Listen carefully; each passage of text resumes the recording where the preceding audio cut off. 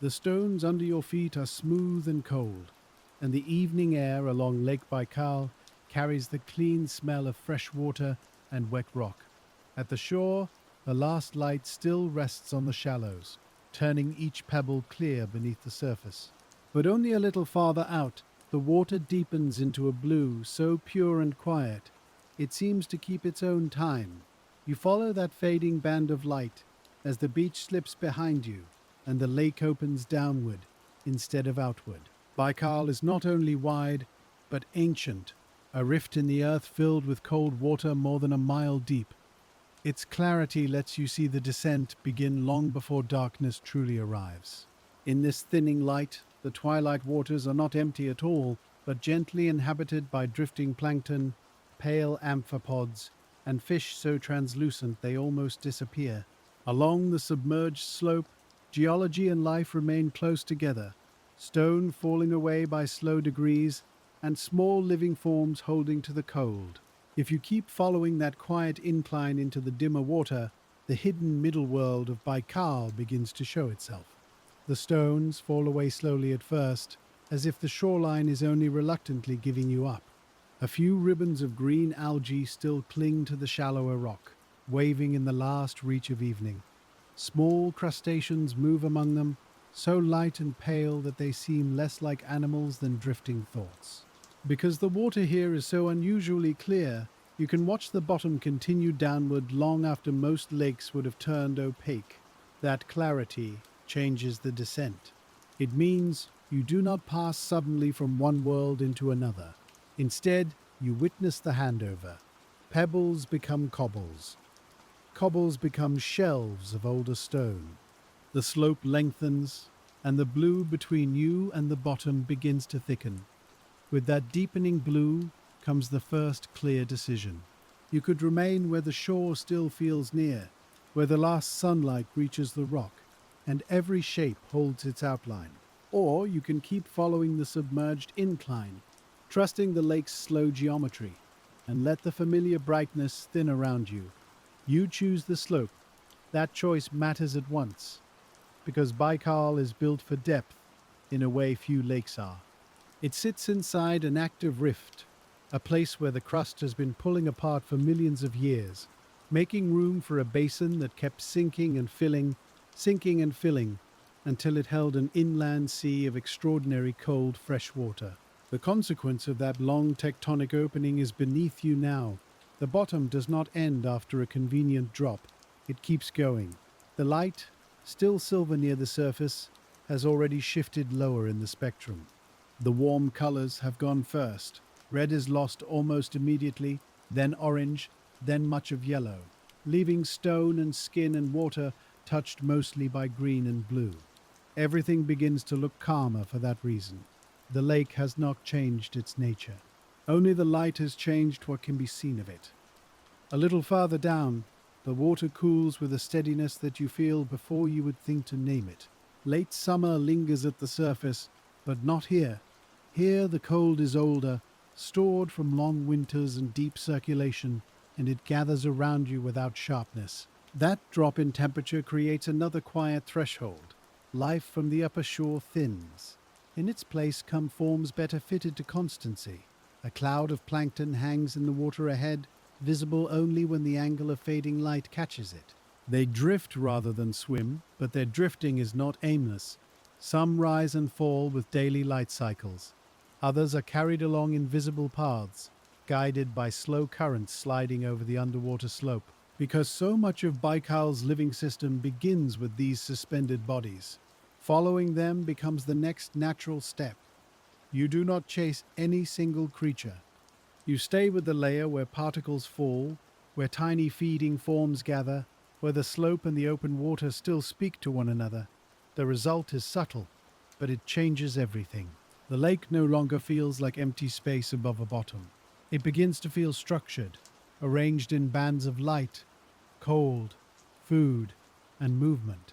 Near the rock, small amphipods appear in greater number. They are one of Baikal's signatures. Crustaceans that have diversified here over immense time, filling roles that in other lakes might be taken by fewer kinds of animals. Some are almost transparent. Some carry a faint ivory cast. They cling to stone, comb at films of algae and bacteria, or lift briefly into the water before settling again.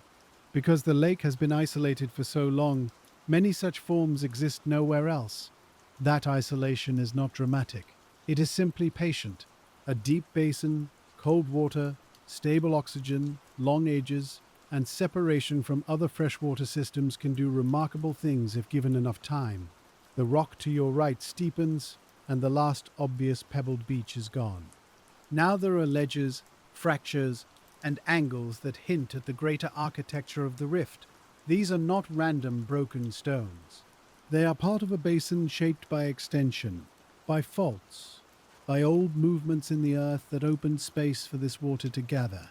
Because the land under Baikal is still geologically restless, the lake floor and walls retain that sense of unfinished form. The consequence is a shoreline that continues underwater as a true landscape. Not a flat descent, but a drowned mountainside. In the dimmer band ahead, something nearly invisible turns and catches the light. Then another, then several more. At first they seem like thin leaves of glass. Then their movement gives them away. Young Golomyanka. Their bodies are so translucent that they seem made from the water they inhabit. Here, before true darkness, they arrive as a kind of revelation. Baikal's twilight zone is not merely a passage between upper and lower life. It is a living room of the lake, inhabited by creatures whose bodies answer directly to cold, pressure, and sparse light. You slow with them. That becomes the next decision, though it hardly feels like one. You could continue straight down to follow the contour of stone. But these fish offer evidence that the midwater itself deserves attention. So you stay suspended a little longer, watching the invisible become visible only by motion. Golomyanka are unlike most lake fish people imagine. They have no scales. Their tissues are rich in oil, which helps with buoyancy. Their skeleton is light. Their color is barely there. Some species give birth to live young, an unusual tenderness in water so cold it seems built for stillness rather than softness. Because their bodies are adapted to hovering through broad vertical ranges, they can occupy depths that would exclude less specialized fish. That adaptation has a consequence for the whole ecosystem. They carry energy through the lake. They feed on plankton and smaller animals above and within the twilight waters. And in turn they become food for larger fish and for Baikal's famous seals, which may hunt higher in the column, out of sight now in the darkening blue. So even here, in what first looked like a nearly empty middle distance, the lake is connected by hunger, drift, and return. The Golomyanka do not school tightly. They scatter.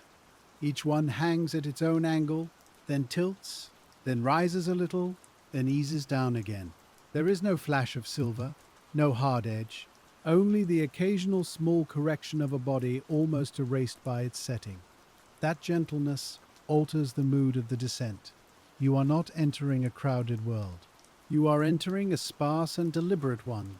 Below them the slope continues, but the light has thinned enough now that distance becomes harder to judge. The bottom remains visible, though softened. Fine particles drift between you and the stone. Some are mineral, some are organic remains from higher water, fragments of algae, microscopic bodies, shed films, bits of life returning downward as food. This slow fall is one of the reasons the slope supports such a layered community. Where material settles, something will use it. Where something uses it, something else will feed nearby. That is why the transition from shore to depth is not abrupt. It is stitched together by what sinks. On a ledge of darker rock, the first sponges come into view. At this depth, they do not look like the bright branching marine forms some people imagine from reefs. Baikal's freshwater sponges are quieter in shape, coating stone in cushions and lobes, sometimes green in shallower light because of symbiotic algae, sometimes paler as darkness increases. Even now, in the sinking evening, traces of that muted green remain. They seem part plant, part stone, part cloud made solid, but they are animals. filtering the water continuously. That function makes them more than decoration. They turn moving water into habitat. Tiny crustaceans shelter among their folds. Microorganisms gather at their surfaces. The ledges where sponges grow become textured neighborhoods in an otherwise austere world. Because the slope offers attachment points, and because clear oxygen-rich water moves across it, these sponge fields can persist where loose sediment would not. So the wall begins to matter as much as the water beside it. And as you continue downward, the balance between those two spaces grows more delicate. A little above, the surface would still be visible if you looked back, but ahead, down the line of descent, the lake has entered its own evening. The bottom is no longer detailed at a glance. You have to wait for shapes to separate from blue. That reduced certainty brings another concrete shift. The animals that remain visible tend to be either very near the rock or suspended exactly where the last working light can still outline them. Between those bands lies a more difficult middle. Yet this is precisely the layer that explains Baikal best. If you turn back too soon, the lake remains only beautiful. If you stay, it becomes legible. Pressure increases gradually as you go, though not in a way the body narrates loudly here. It is simply one more steady fact of depth. For the creatures around you, it has always been part of the design. Soft tissues, reduced mineralization, buoyant oils, slow movement, and bodies that do not waste energy on needless muscle all make sense in this cold, suspended world. The deeper you go, the more expensive bright color and heavy structure become. So Baikal answers with transparency, pale forms, and patience. Another Golomyanka passes close enough that you can see the faint line of its spine. Its head is large compared with the rest of the body. Its fins scarcely seem enough for motion, and yet they are. That near encounter clarifies something important. These fish are not rare apparitions drifting accidentally through the wrong place. They belong here. The twilight water is one of their proper rooms, and because they belong, other lives gather around their presence. Near the stone below, a sculpin rests so still it first seems part of the bottom. Baikal holds many sculpin species, each adapted to its own depth and niche, some in shallower zones, others astonishingly deep. This one is compact, mottled in subdued tones that the fading light can barely distinguish. It does not lunge or display. It waits. That waiting has its own kind of precision. A drifting amphipod comes near the rock, and the fish adjusts almost imperceptibly. Here the food web is quiet, but not absent. Small motions sustain it. A consequence follows from that stillness. The deeper waters of Baikal do not need abundance in the way a sunlit shallows does. They need continuity, a little falling material, a little oxygen, a little movement between layers. Given those things, even sparse life can persist over immense spans. That continuity is one reason Baikal is so often described less as a simple lake than as a freshwater world. It contains coasts, shelves, slopes, open pelagic water, deep basins, and bottom plains, each with its own tempo. And unlike many stratified lakes, its great depths remain oxygenated. That fact changes what is possible below. In many deep lakes, lower waters can lose oxygen and become inhospitable to larger animals. Baikal, through its unusual mixing, cooling, and renewal, keeps sending breath into depth. The mechanics are complex, involving seasonal temperature changes, wind-driven processes, density shifts, and the structure of the basin itself. But the result around you is simple to read. Animals can live where darkness deepens. The wall to your side grows more severe now. Its shelves narrow. Fractures gather into darker seams. The sponge patches are still present, but farther apart, as if the stone itself is becoming less generous. Because the available ledges shrink, the small communities attached to them become more concentrated. An amphipod crowd moves over one sponge face like pale dust come alive. A thread-like worm extends from a crevice, then withdraws. A film of bacteria gives one patch of rock a faint, softened sheen. Each sign is modest, Together they say the same thing. The rift wall is inhabited all the way down. The last broad wash of greenish light has thinned to blue-gray. The change is enough that you feel the need to choose again. Stay out in the mid-water with the fading shapes of Golomyanka, or draw closer to the stone, where the lake writes its life in textures, filters, and clinging forms. You move toward the wall. That decision narrows the world beautifully. Open water falls away to your left, vast and dim. The rock beside you becomes a readable surface. A small terrace appears, mantled with sponge growth and dusted with settling particles. The particles never stop. They descend through the column like slow inland snow. Because of them, nothing here is entirely separate from what happened above. Summer algae blooms near shore. Tiny depths in upper water. Fragments released by grazers. All of it sifts downward, where the twilight community waits with astonishing economy. The lake has been doing this for ages beyond easy imagination. Every season adds another faint layer of use, decay, and reuse. And because Baikal is so old, the cumulative effect is profound. Its ecosystem has not had a brief span to improvise. It has had millions of years to refine. Ahead, the wall bends, and the slope steepens enough that the bottom seems to loosen from beneath you. The visual cue is subtle, but the consequence is large. Once the ledges begin dropping more sharply, the remaining daylight will stop reaching them in any useful way. The descent is nearing the point where the wall and the open basin start to separate into different worlds. For the moment, though, they are still joined. In that narrow margin, where faint light, falling food, and ancient stone still overlap, a final scattering of young Golomyanka hangs above the drop, almost motionless, as if waiting for the dark to deepen with them. You stay with them for a little while longer, and in doing so you feel the lake teaching you its slower grammar. Each fish is almost absent, yet not quite. Each body is a thin answer to this particular water, this particular cold, this particular depth. They are difficult to see for the same reason they are suited to remain here. A heavy color would serve no purpose. A hard, bright outline would only belong to another world, a shallower one, where sunlight still rewards display. Here, in this thinning band, less becomes the right design. One of the fish turns side on, and for a second its inner structure appears as a pale line within glass. Then the angle changes, and it is gone again. That brief visibility tells you more than a long, clear look would. It tells you that the twilight waters of Baikal are built around partial knowledge. Nothing gives itself all at once. Everything appears in fragments, then passes back into blue. That has a consequence for the way you move now. You stop expecting immediate clarity. You let the eye relax.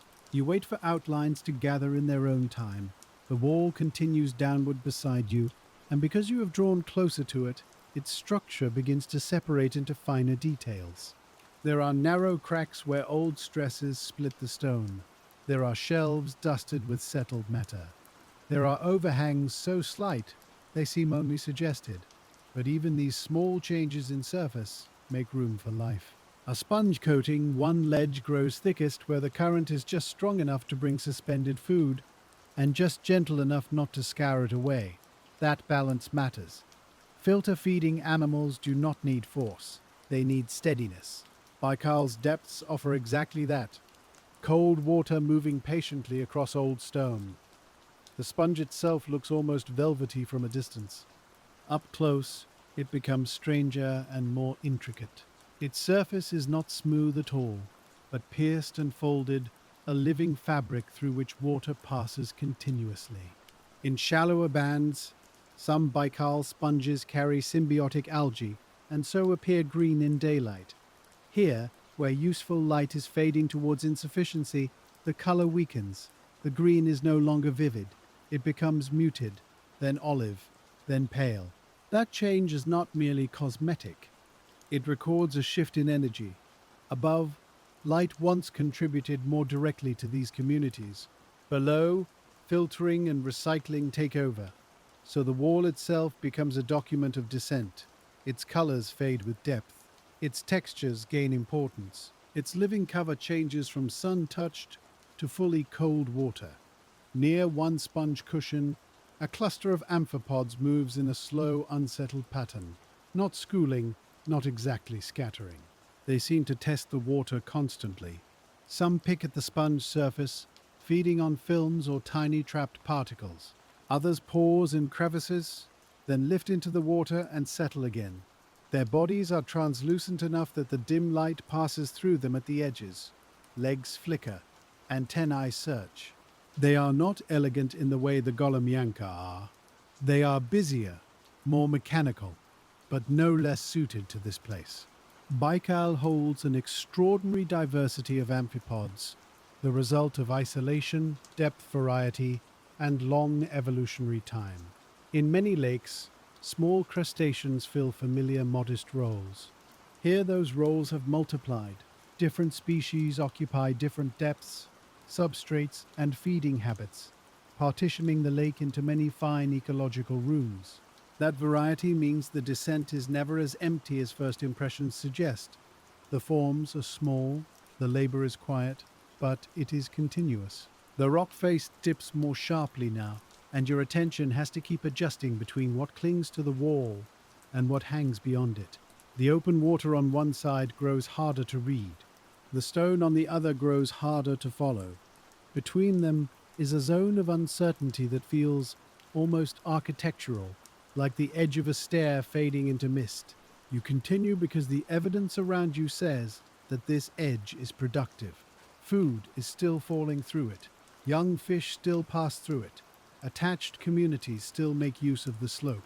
If you leave it too soon, you lose the thread that connects shore life to deep life. And Baikal is, above all, a connected lake. Its clarity only reveals that connection more plainly. A small sculpin ahead shifts position on a narrow ledge, and its movement is so slight that the drifting particles around it seem more animated than the fish itself. Its broad head and low body fit the stone. Its fins spread like supports. It is made for resting in contact with the bottom. That contact is important. In dim water, energy matters. Rest is part of design. Many Baikal sculpins are benthic specialists, adapted to the lake floor or slopes, using camouflage and patience more than speed. Some live astonishingly deep, farther down than freshwater fish elsewhere commonly do. That range is possible because Baikal remains oxygen-rich at depth. Without oxygen, the lower lake would become a chemical endpoint, a place of reduced animal life and simpler function. Instead, deep water here remains habitable, cold, dark, and sparse, yes, but breathable in the aquatic sense, for many forms of life. This is one of Baikal's quietest marvels. Its deep basin does not seal itself off completely from renewal, seasonal cooling, density-driven sinking, and complex circulation help move oxygen-rich water downward. Researchers still study the exact pathways and timing of that renewal, because the lake is not simple. Its great size, irregular basins, underwater ridges, and local dynamics create many overlapping processes, rather than one tidy mechanism. But the ecological consequence is visible all around you. Depth remains alive. The particles falling through the water become easier to notice than the light itself. Perhaps that is because the light has thinned so far now that what it mostly does is reveal movement. Each speck drifts at its own speed, turning slowly, sinking, hesitating in slight currents, then continuing. Some of this marine snow, though here in fresh water, is made of dead plankton, waste pellets, mucus threads, tiny mineral grains, and fragments of algae from shallower zones. The phrase sounds soft, and the process is soft, yet it is also the central downward gift on which deeper communities depend. Little is wasted for long. What falls will be intercepted if it can be. A sponge filters part of it. An amphipod grazes what settles. Bacteria begin breaking down the rest. A fish feeds on the grazer. A seal, high above and far from sight, may feed on the fish. The path is not direct. It does not need to be. The lake functions through innumerable small transfers, each one almost invisible. each one necessary. The wall ahead broadens for a moment into a rough terrace, and there the sponge growth becomes denser again. The forms vary more than you first thought. Some are low and encrusting, spread close to the rock. Others rise into rounded lobes. A few make branching shapes, though stunted, as if responding to some local current that favors vertical growth. Between them are dark seams of bare stone, and in those seams fine sediments have collected. The distinction between fixed and mobile life blurs here. The sponge is anchored, but water passes through it. The amphipod wanders, but only within a small usable area. The bacteria do not move in any visible sense, but their chemistry transforms everything around them. The wall is static only from a distance. At close range, it is always processing. You drift past a fracture where the stone color darkens, perhaps from mineral composition, perhaps from moisture-retaining films, perhaps simply from the fading light. Baikal's basin lies in continental crust being pulled apart, and the lake's shape reflects that history at every scale. The great fact is the rift itself, a long opening, still active, still slowly changing. But the smaller facts matter too. Fault scarps, submerged slopes, tilted blocks, sediment-filled depressions, steep underwater walls where the lake floor drops quickly away. These forms are not decoration beneath the water. They structure habitat. A shelf can hold sponge fields. A crevice can shelter invertebrates. A steep drop can mark the boundary between enough light and none worth counting. So geology is not background here. It is the framework that living things inherit. The higher world has receded enough now that you no longer think of the surface as nearby. If you imagined turning upward, you know you would rise through a great deal of water before seeing any bright ceiling again. That realization changes the emotional scale of the lake. What had seemed like a large shore has become a very deep, inland world. The sense of enclosure disappears. Even though this is a lake, not an ocean, its vertical openness feels oceanic now. And because it is fresh water, because the walls belong to a rift valley rather than a continental shelf, the experience is stranger, more intimate, less expected. The fish around you continue to thin. The young Golomyanka that lingered above the drop begin to vanish one by one into water you can no longer pass fully. Not because they rush away, they simply stop being distinguishable. This is a useful reminder. Animals do not need to leave for invisibility to happen. Sometimes light leaves first. Sometimes certainty does. In their place, the wall becomes your guide. You follow a line of stone where the sponge cover is interrupted by bare patches and low ledges. A long thread-like organism extends from one recess, tasting the current, then withdrawing again. A scattering of tiny white forms, perhaps small worms, perhaps juvenile crustaceans, brightens a dark film on the rock. All of them depend on what comes through the water. Nothing at this depth produces abundance from sunlight directly in the way the shallows do. The economy has shifted. Use, reuse, and efficiency now define the slope. That shift makes the water feel older. Not in years only, though Baikal's age matters. Old in tempo, old in method. What reaches here has been sorted by gravity, by consumption, by descent. The quick excesses of the upper lake are gone. What remains is what endures. You move a little farther from the wall, just enough to see the larger shape of it, and the reason for the coming transition becomes clear. The ledges below are no longer comfortably stepped. They are separated by larger dark intervals. The descent ahead is less a slope than a sequence of fallings away. At a certain point, any daylight left in the water will cease to describe the stone in practical terms. The wall will still be there. The life on it will still be there. But your ability to read that life visually will diminish. That is the irreversible threshold this descent has been approaching. Until now, the twilight water has borrowed enough light from above to remain partly legible. Beyond this, another logic takes over. You do not rush toward it. You ease into it. The lake allows no dramatic crossing anyway. Its changes are gradients, yet gradients can become final. A few body lengths below, one broad ledge catches a last workable wash of dim blue light, and on it sits one of the most complete little communities you have seen so far. Several sponge masses occupy the higher edge. A thin layer of settled particles lies in the hollows between them. Amphipods move among the folds. A small sculpin rests at the margin, face angled outward. Beyond the ledge, open water begins immediately.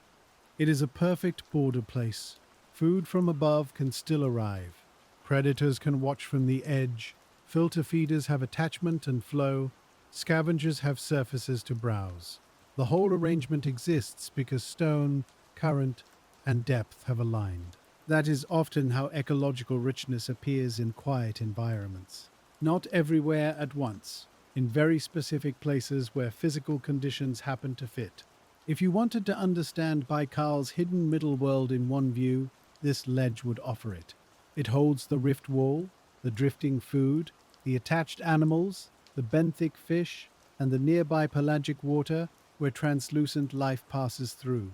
You remain there for a while, and the waiting reveals more than motion would have. A larger amphipod emerges from under a sponge lip. Its body is arched, nearly colorless, with faint amber in the joints where the remaining light catches. It crosses the settled dust in quick, controlled steps, pauses to pick at something too small to name, then continues toward the sculpin's side. The fish does not strike, the amphipod veers. The encounter passes like a thought. There is no waste in such a place for long, but neither is there frantic movement. Everything has learned to conserve. A little farther out, suspended just above the ledge's edge, a juvenile Golomyanka hangs almost vertical. Its transparency now is complete enough that only the head and spine line remain easy to perceive. It drifts, then corrects, drifts, then corrects again. The body seems less propelled than negotiated, as if water and fish are reaching an agreement every second. That quality comes partly from buoyancy. The oil-rich tissues of Golomyanka reduce the effort needed to remain suspended, and because they lack a swim bladder, they avoid certain depth constraints that affect other fish. A swim bladder is useful in many waters, but it can complicate life under changing pressure. Baikal's Golomyanka take another path. Their bodies are soft, light, and chemically suited to the deep, fresh column they inhabit. That adaptation is one reason they can range so broadly through the lake. And because they do, they become one of the key messengers between layers. The thought lingers as the fish finally slips out of sight. Baikal's twilight waters are not just a holding zone between surface and bottom. They are active passage. Energy moves through them. Young life develops there. Predators visit from above or below. What sinks from shore and surface enters circulation there, before continuing downward. The middle depths are not emptiness. They are exchange. As the wall drops away again, you decide not to leave it completely, but not to cling too close either. That middle course feels right.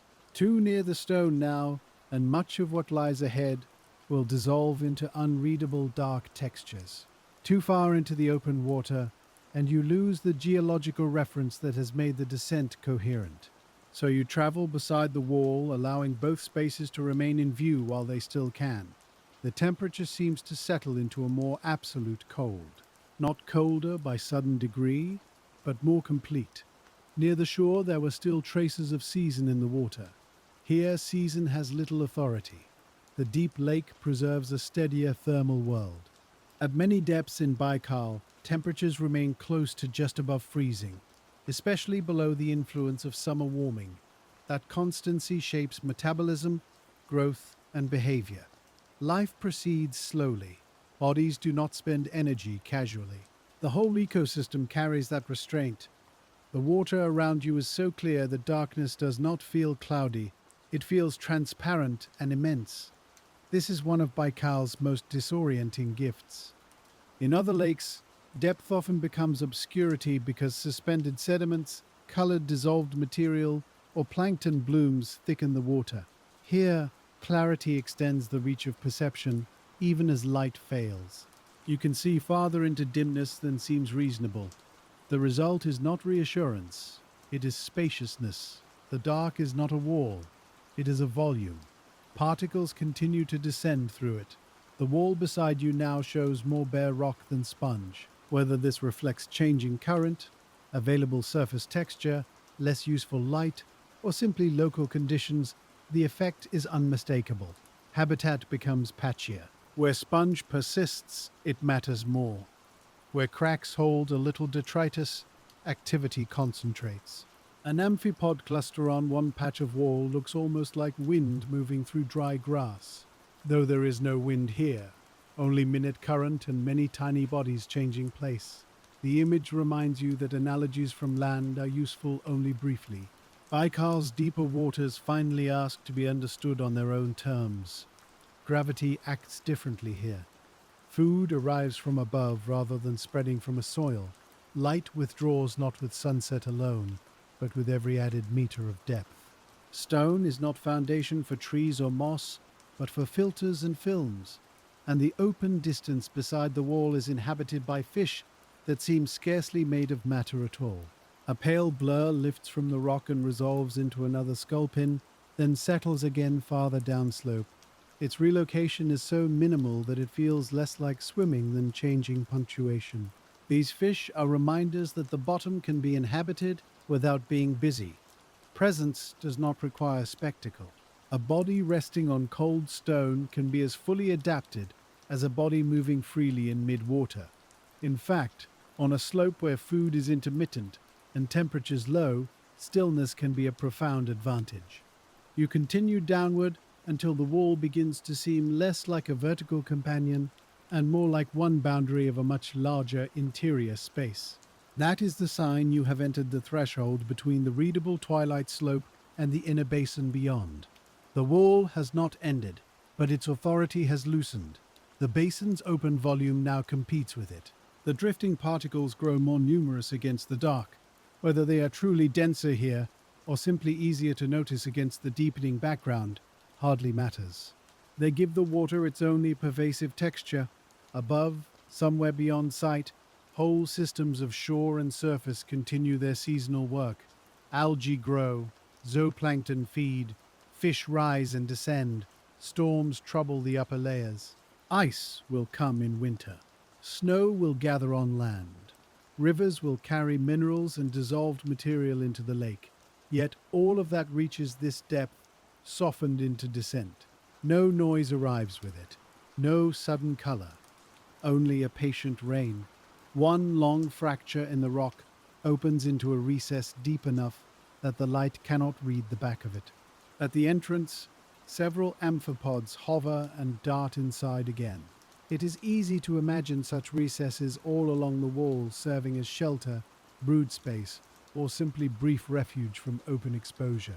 Even in peaceful waters, structure matters. A fold in stone is an opportunity. A shadowed lip is a small improvement in odds, a place to rest beside flow. Habitat at depth is often a matter of centimeters. The larger geography of the rift determines the basin. The smallest irregularities determine where an individual animal pauses. The dual scale is part of what makes Baikal so compelling.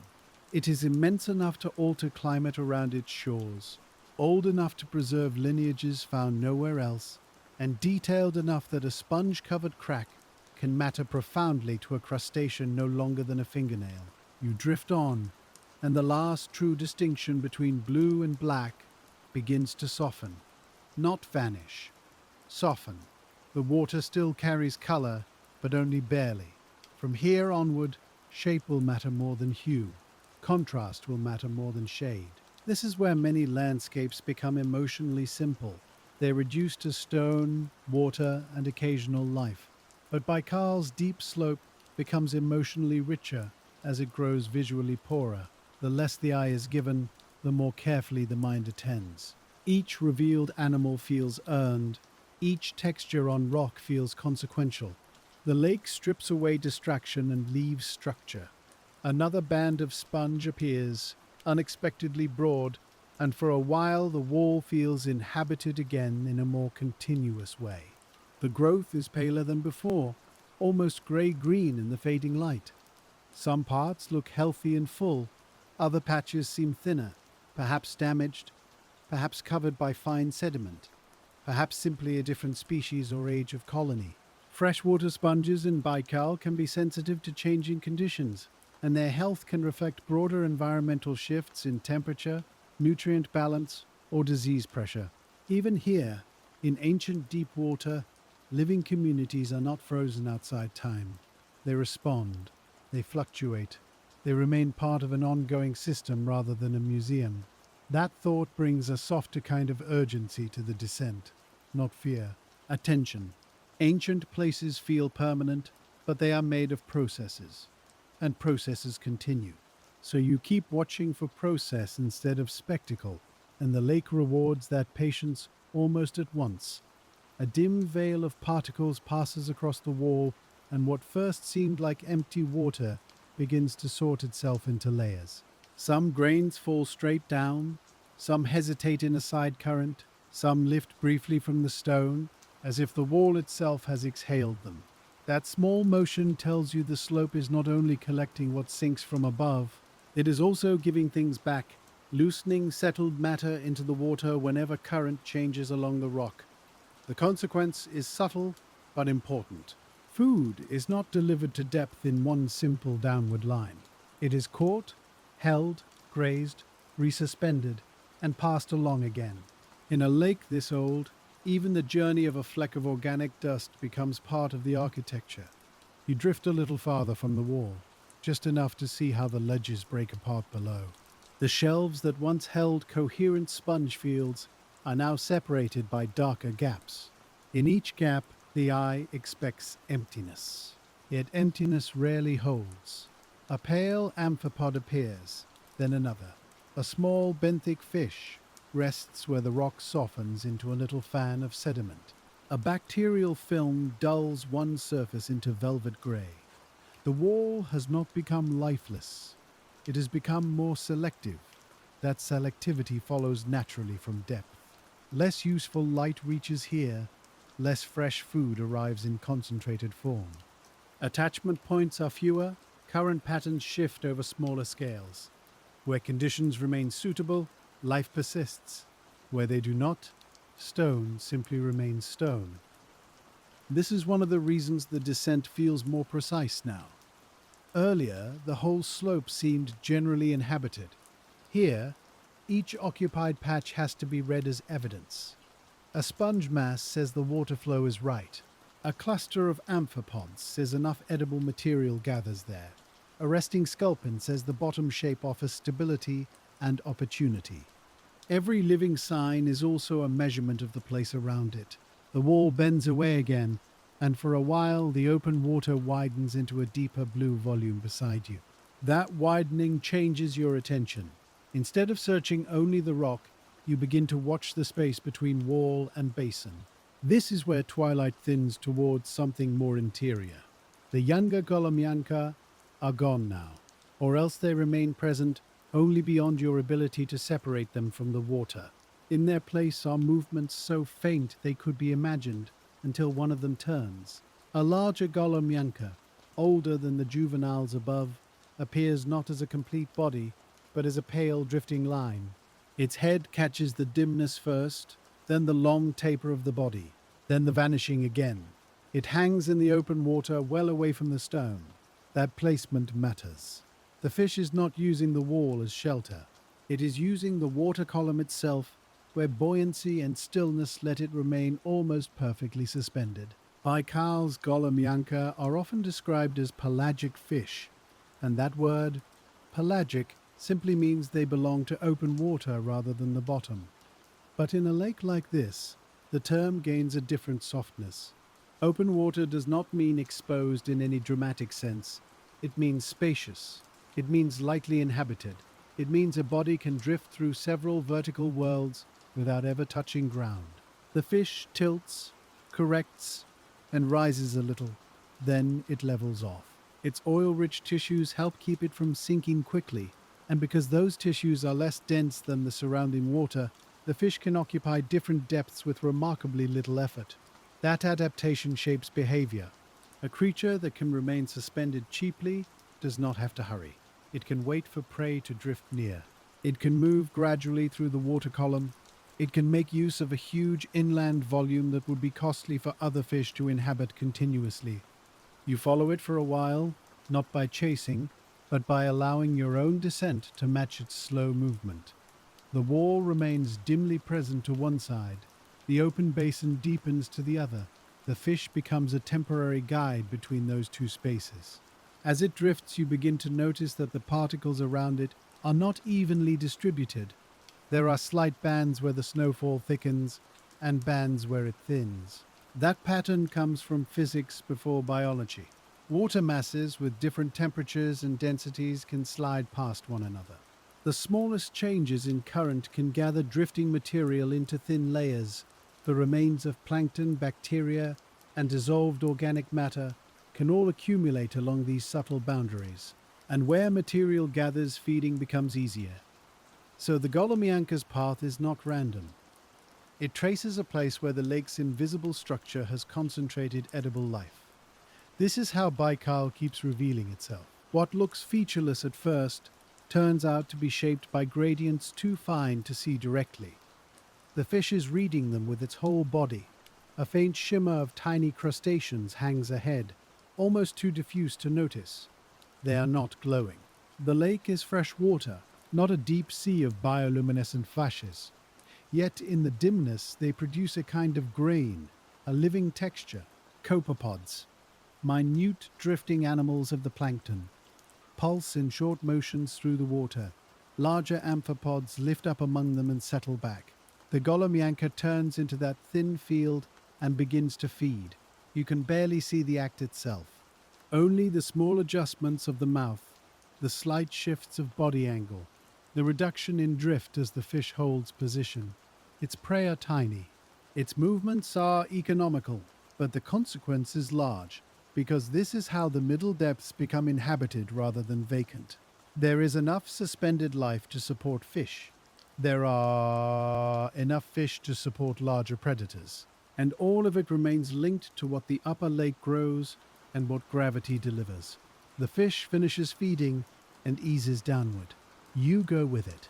That choice changes the scene more than any dramatic threshold would. The wall to your side does not disappear. It simply loses texture first. Details flatten. Sponge forms become suggestions. Crevices become dark marks. Then the whole slope begins to read less as a surface and more as a darker region within the water. This is the point the descent has been approaching from the beginning. The last useful daylight has not gone all at once. It has become insufficient. That is different. There is still some dim blue in the water. There is still contrast enough to sense distance, but the stone can no longer be read the way it could above. From here onward, vision no longer organizes the lake so generously. Once that happens, your relationship to the place changes. You are no longer following visible habitat in detail. You are moving through a larger, colder geometry. The wall is now a boundary by presence more than by form. The basin beside it is a depth by volume more than by color. And the life you see must now declare itself through movement, silhouette, or proximity. That shift is irreversible. You could ascend again, of course, and recover brighter water, but within the logic of this descent, the brighter world is already behind you. The lake has taken you below the point where surface light can serve as an interpreter. What remains is another mode of understanding. The larger Golomyanka drifts out into the basin and fades. You let it go. There is no point in forcing visibility where the lake prefers restraint. Instead, you turn your attention downward, toward where the particles continue to fall. That becomes the next clear decision. Not to follow a single animal, not to cling to the wall, but to follow the constant snowfall that links every layer above to the deeper water below. At once the scene grows more spacious. Without the readable rock face beside you, there is less to anchor scale. The particles become your nearest reference. They descend at different speeds, creating a quiet parallax against the dark. Some appear large because they pass close. Others seem suspended far below, like dust in a shaft of almost vanished light. Watching them long enough, You begin to feel the basin not as empty space but as depth filled with trajectories. Every particle has come from somewhere. Every one is on its way to being used, transformed, or buried. Some started as algae in sunlit water, some as the remains of microscopic animals, some as waste, some as tiny mineral fragments washed from the watershed, carried by rivers, then held in suspension until now. Each one enters the same downward economy. This is why deep water often appears poorer than it is. Its wealth is not concentrated in bright surfaces, it is distributed through time. The basin receives a slow inheritance from everything above it. You move deeper into that inheritance. Lake Baikal's interior basins are among the deepest freshwater environments on Earth. The central and southern basins drop to astonishing depths, shaped by faulting and sediment accumulation over immense stretches of geological time. The floor is not simply a hole in the earth. It is a long record of rifting, sinking, deposition, and renewal. Sediments have gathered there for ages, preserving traces of climate, chemistry, and biological change. But before those sediments become archive, they are food. Before they are buried, they pass through living mouths. That living interval is what you are descending through now. The water around you remains cold enough that decomposition proceeds slowly compared with warmer systems. Cold does not stop decay. It slows it. It alters which microbes dominate. It changes the speed at which tissues soften and fragments are mineralized. The consequence of that slower chemistry is felt all through the lake's deep food web. Material can remain available longer. Seasonal pulses from above may echo downward in stretched, softened form. Benthic scavengers can exploit what arrives with a patience impossible in warmer, faster-turning waters. A pale amphipod appears suddenly very close, rising through the particle field on a diagonal path. Its legs work rapidly. Its body is nearly transparent, but broader than the pelagic crustaceans above. For a few seconds it seems almost luminous, simply because it crosses the little remaining light at the right angle. Then it turns and is gone. That brief encounter reminds you that the basin is not occupied only by things drifting helplessly downward. Animals move through it actively. Some rise off the bottom to feed. Some descend from higher in the column. Some spend their lives in open water, threading these layers in search of concentrated food. Even here, where visibility has narrowed, the lake remains dynamic. The challenge is that motion no longer announces itself loudly. You have to notice small departures from the general downward fall. Now and then, a particle stream bends sideward all at once. That is the signature of current. Baikal's deep waters are not still in the absolute sense. They are moved by basin-scale circulation, by inflowing dense water, by internal waves, by local topography, and by seasonal mixing processes whose effects propagate downward in complicated ways. The details can be difficult even for researchers to separate fully because the lake is immense and internally varied, but their biological meaning is clear enough. Movement prevents stagnation, movement redistributes oxygen and food. Movement creates gradients that animals can exploit. One reason Baikal can sustain so much life at such great depth is that its lower waters do not settle into long-term oxygen starvation. In many deep lakes, a strong density structure can isolate bottom waters for too long. Organic material sinks in, microbes consume oxygen, and the deepest layers become poor habitat for fish and many invertebrates. Baikal is different. Its immense volume, seasonal cooling, and unusual circulation help renew deep water with oxygen. Dense, cold surface water can sink under certain conditions. Topographic features can steer movement. Storms and winter processes influence the deeper system over time. The mechanisms are many. The consequence is one of the great freshwater oddities of the planet. Animals can live far below where other lakes would already have become chemically quiet. This is not a detail at the edge of the story. It is the reason the story continues downward at all. Without oxygen renewal, the deep basin would be a place mostly of microbes and chemistry. With oxygen, it becomes habitat. Sculpins can rest on bottom sediments, amphipods can scavenge and graze. Fish can range through the lower water. Bacterial communities still matter profoundly, but they are joined by larger lives. The basin below is not merely a sink, it is an inhabited depth. The particle snow thickens enough now that it begins to feel like weather.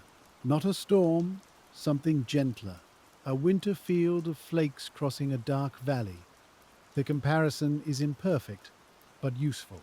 In winter, on the land around Baikal, snow settles over larch and birch, over frozen inlets, over rocky shore. Here, in the water, another slow season is always in progress. Organic dust and tiny remains descend through cold as if the upper lake were endlessly remembering itself. You stay with that descent, and the mind gradually lets go of looking for large forms. That makes the next reveal easier to catch. Far ahead and lower down, a faint horizontal shape holds steady against the falling particles. At first, it could be nothing more than a trick of contrast. Then a small shift confirms it. A fish, close to the lower water, nearly level, moving so slowly that the snowfall outlines it better than the fish outlines itself. A deep sculpin. It is not resting on visible bottom yet. Instead, it hovers just above where the floor must be nearing, its fins making minute adjustments. Many Baikal sculpins are astonishing in their depth range and specialization. Some lineages in the lake have adapted to deep benthic life in ways uncommon among freshwater fish elsewhere. Broad heads, reduced buoyancy structures, contact-friendly fins, muted coloration, and low-energy behavior all make sense here. The fish drifts down, touches the unseen floor, and disappears. That brief contact gives you new information. The basin bottom is close enough now for bottom-associated fish to hold just above it. The descent is entering a narrower vertical interval. Open water remains all around, but the bottom is beginning to influence what appears within it. You continue downward. Gradually, the particles no longer seem to fall into bottomless dark. They fall toward a dim, softened plane. At first, the plane is almost theoretical, a slight thickening of grey beneath the black-blue water. Then it becomes more certain. The floor of the inner basin is rising to meet your sight. Not rising quickly, only enough that the eye can finally tell where the snowfall ends. The first visible bottom is not dramatic. There are no cliffs, no bright colonies, no sudden field of large animals. There is simply a broad region of faint softness, fine sediment. Cold, level in places, gently uneven in others, laid down by time and by every fragment that has ever reached this far. The transition from wall to basin is complete now. The rift slope has loosened behind you into distance. Ahead is the beginning of the deeper floor, and with that change, the whole logic of the landscape shifts again. On the wall, attachment mattered. Most on the floor, settlement matters. On the wall, crevices and ledges shaped life. Here, the surface itself is made of accumulation. This is where the lake's long patience becomes visible as terrain. The sediment is not dead matter. It is a soft interface between water and buried history. Cold, oxygenated water moves over it in thin flows. Organic particles settle into it. Amphipods comb across it. Microbes work within its uppermost layers. A bottom fish can rest half supported by it, reading vibrations and scent from whatever passes above. The floor is quiet, but not inert. A small group of amphipods crosses the sediment below you, each body pale against the darker mud. They do not move in a coordinated band. Each seems preoccupied with its own search. One stops and probes a flake of recently settled material. Another disappears into a shallow depression. A third lifts briefly into the water and drops back down. Their activity is one of the first clear signs that the benthic world is fully beginning. Scavengers and grazers are now replacing the suspended feeding patterns of the midwater. What falls here may not remain untouched for long. That has consequences for the entire lake. The bottom is where the diffuse gifts of the upper water are finally sorted.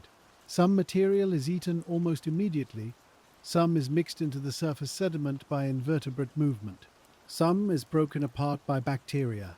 Some resists decomposition longer, and joins the accumulating archive below. Every deep ecosystem depends on this negotiation between consumption and burial. In Baikal, the negotiation stretches across exceptional depth and exceptional age.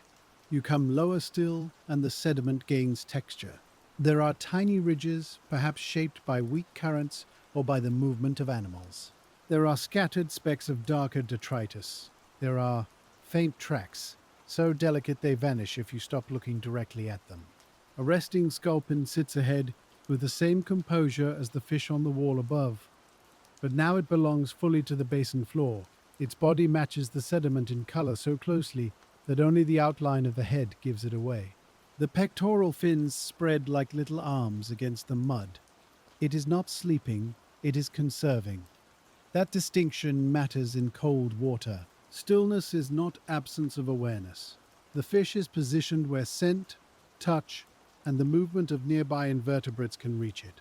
Its world is built at very short range now, a passing amphipod, a settling flake of food, a slight displacement in the water.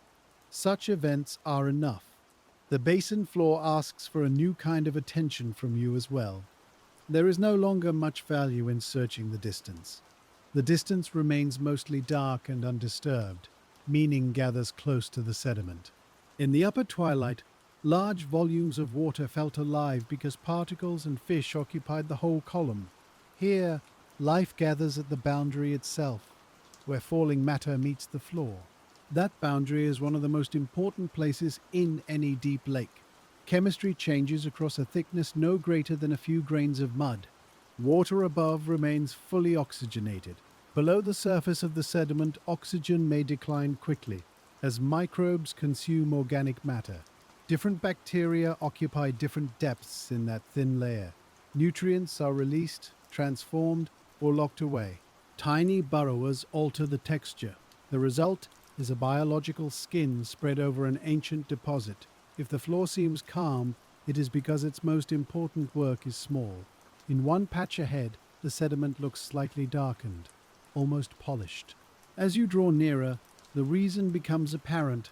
A microbial film lies over the surface there, not thick enough to form a mat, but enough to change the sheen of the mud. Microbes are easy to overlook because they rarely provide dramatic shape, yet they govern much of what the deeper basin can do. They decompose what larger animals cannot use. They recycle nutrients back into forms available to the water column.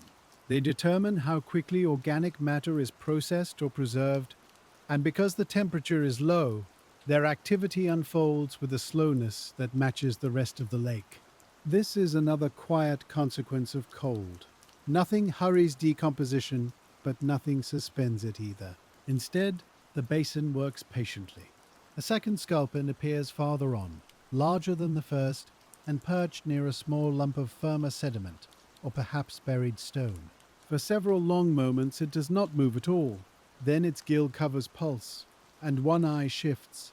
That is enough to bring it fully into the scene. Baikal's deep sculpins are among the clearest examples of how the lake has used time to diversify. Different species occupy different depths and substrates, making use of habitats that range from rocky slopes to soft basin floor.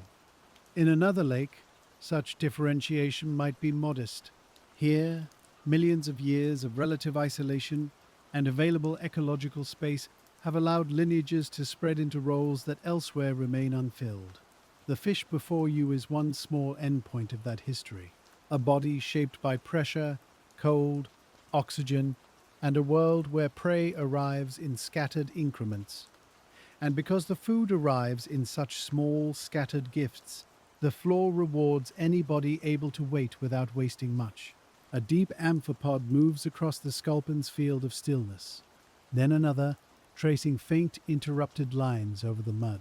The fish does not follow with any obvious turn. It only remains there, low and balanced, as though the sediment itself has taken on the shape of a fish for a while. That is one of the quietest lessons of Baikal's bottom. Life here often survives by reducing the distance between body and place.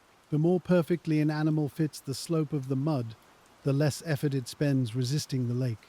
You drift a little lower, and the thin layer of water just above the sediment begins to feel like its own narrow world.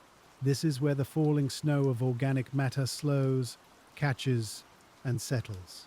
This is where microbial chemistry, scavenger movement, and the breath of bottom water all meet. It is only a small vertical band, but it matters enormously. In deep lakes, the richest changes are often compressed into the space between open water and the first few grains of mud. A pale flake settles ahead of you. For a moment it rests untouched. Then one amphipod reaches it, folds around it, and begins to work at the edges. Another arrives from behind, antennae moving. The first keeps its hold. The second circles once, then veers away toward another smaller fragment. Nothing is fought over loudly, but nothing useful is ignored. That is the consequence of this slow economy.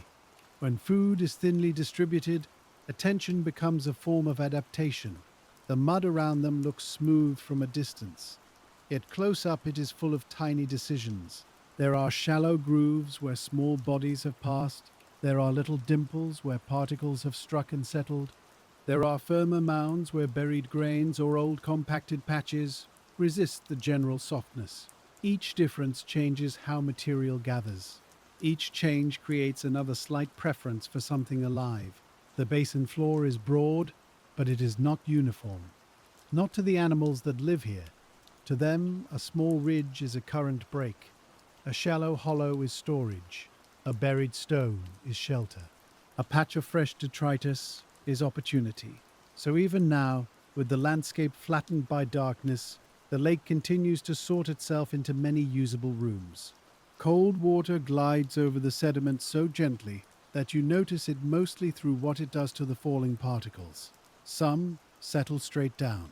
Others drift sideways just before touching the floor, as if a hand too soft to feel has turned them. This near-bottom flow helps decide where oxygen remains strongest at the surface of the mud. It helps decide where loose food is swept onward and where it can accumulate. It helps decide where a sculpin rests, where an amphipod searches, where microbes consume. Without that movement, the floor would be quieter in the wrong way. With it, the bottom keeps breathing. That phrase is not only a comfort, it is also a physical truth. Lake water above the sediment carries dissolved oxygen downward from the larger circulation of the basin. As long as that oxygen continues to arrive, the uppermost layer of mud remains a place where many organisms can work. Small animals graze there, bacteria metabolize there. The chemical exchange between sediment and water remains active there. If oxygen were lost, the whole tone of the floor would change.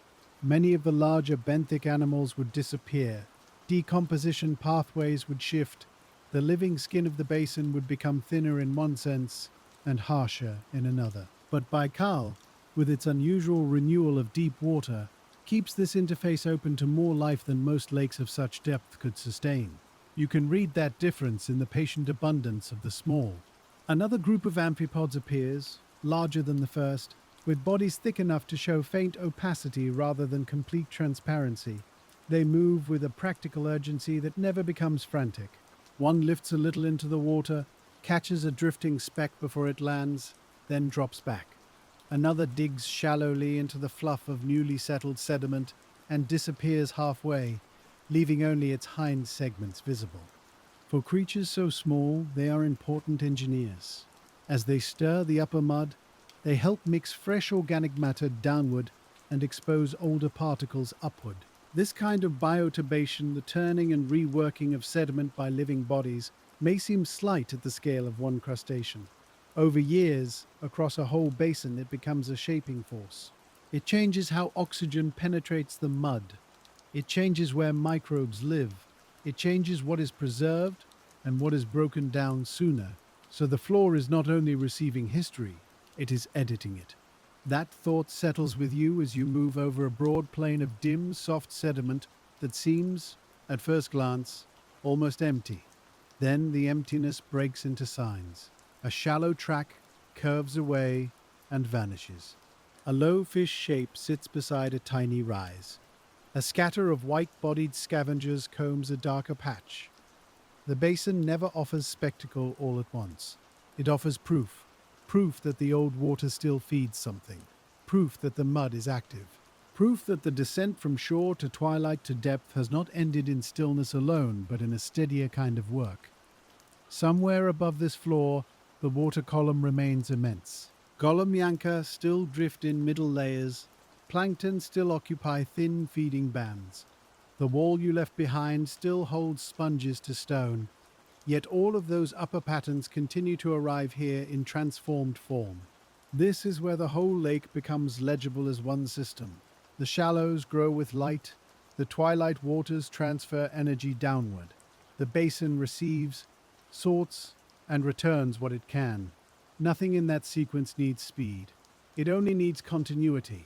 The more time you spend near the bottom, the more that continuity feels like the real character of Baikal. Not only age, not only depth, a persistence of exchange. A long agreement between geology and life. The central basin floor beneath you is part of a rift still opening over geological time, though so slowly that no eye could ever watch it directly. Sediment falls into that opening year after year, season after season. Tiny bodies live on the surface of it. Microbes alter the chemistry within it. And beneath those upper active centimeters lies a much older archive, built grain by grain over immense spans. Scientists have taken cores from Baikal's sediments and found in them one of the longest continental climate records on Earth. Layer after layer preserves traces of changing temperatures, biological productivity, dust, volcanic input, and shifting regional conditions over hundreds of thousands and even millions of years. But here, in the voice of the floor itself, that grand record does not appear as a chart or graph. It appears as softness under the water, a plain of silt and clay and organic remnants gently accumulating under all the life that still depends on it. You pass over a subtle rise where the sediment looks slightly coarser. Perhaps a current has winnowed finer grains away. Perhaps an older buried feature lies just beneath. The fish resting there has chosen the raised patch for a reason. A little elevation can improve the flow of water over the gills. A little firmness can make resting easier. A little height can reveal movement nearby. The bottom fish does not need much of an advantage, only enough to justify remaining exactly there. When it finally moves, it does so with such economy that the sediment barely lifts. It glides a short distance, settles again, and becomes almost invisible once more. That small relocation says a great deal. Even on the deep floor, animals are not fixed. They sample the microtopography, they reposition for flow, scent, prey, and stability. The bottom is calm, but it is not static. And once you begin to read those slight repositionings, the whole basin gains a quieter kind of animation. A thread-like worm extends from the mud and bends in the moving water. Then it withdraws so cleanly that the surface seems unbroken. Elsewhere, a tiny pale form, perhaps another worm, perhaps a larval stage of something less easily named, wriggles through the upper sediment and vanishes. Most life here remains small enough that you meet it first as disturbance rather than identity. That is fitting. The basin does not introduce itself through portraits. It introduces itself through interactions. A patch darkens because bacteria are active there. A groove appears because a scavenger crossed it. A mound rises because something below displaced the mud. The floor speaks in traces, and because the water is so cold, many of those traces last a little longer than they might in a faster, warmer world. Not forever, just long enough to suggest a recent past. That recent past is all around you now. A freshly landed flake, a newly cut line in the silt, a small depression where something fed. Each one joins the much longer history below, but for a moment, each also remains immediate. The bottom of Baikal is both archive and present tense. That double nature gives the place a special kind of stillness. It is not the stillness of stopped time. It is the stillness of time accumulating. As you continue, the floor seems to widen beyond the reach of any visible boundary. The old wall is gone into distance. No shelf interrupts the plain. No dramatic rock spine rises ahead. There is only the low relief of sediment, the snow of particles, and the occasional life form made visible because it moves slightly differently from the rest. This widening has a consequence for how you feel the lake. Near the shore, place was defined by landmarks. Along the slope, place was defined by geology. In the basin, place is defined by depth itself. You are no longer beside something. You are within something. That can feel lonely in another context. Here, it feels spacious. The wide basin does not press on you. It receives you. The dimness above is not a ceiling. It is a volume of ancient water, oxygenated, cold, and very nearly still. A pair of amphipods crosses paths below, pause for a second as if testing the same current, then separates without contact.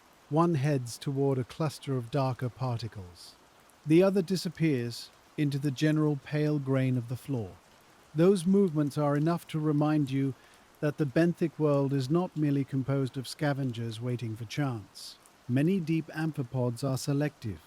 Some browse films on the sediment.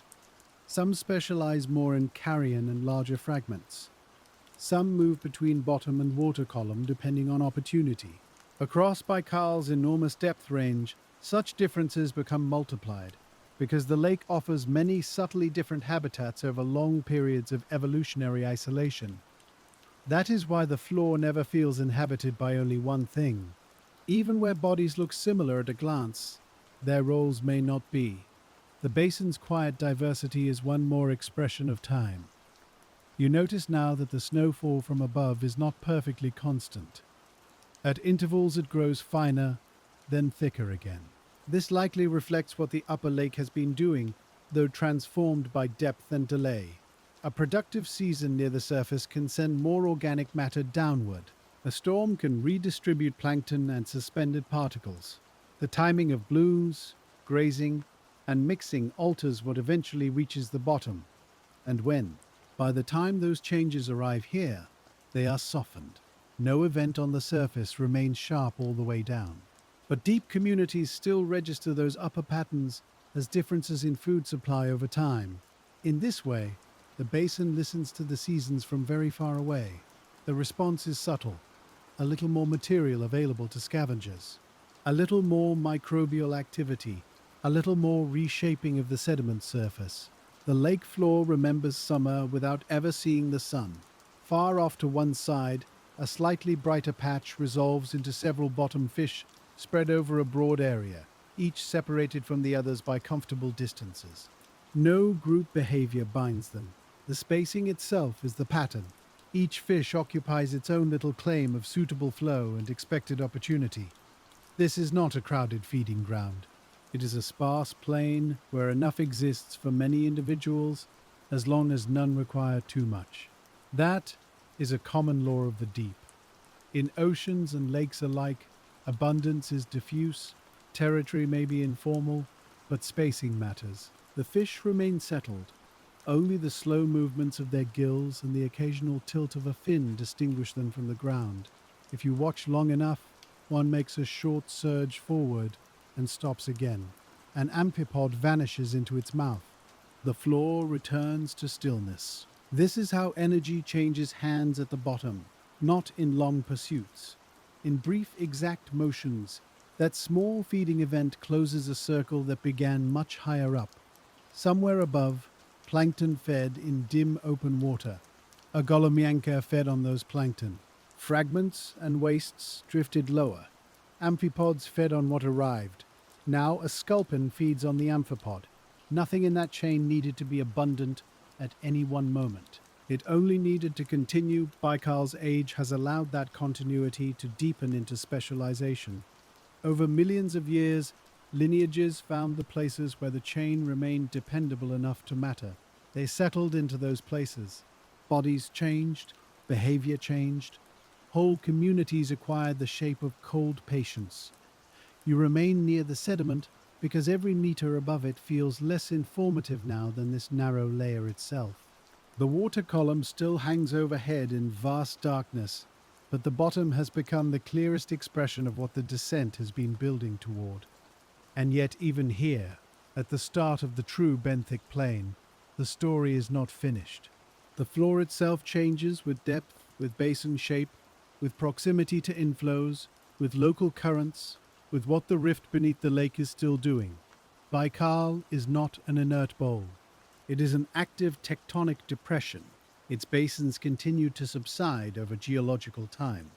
Faulting and heat flow still influence parts of the lake, even if those forces are usually too slow or too hidden to announce themselves plainly.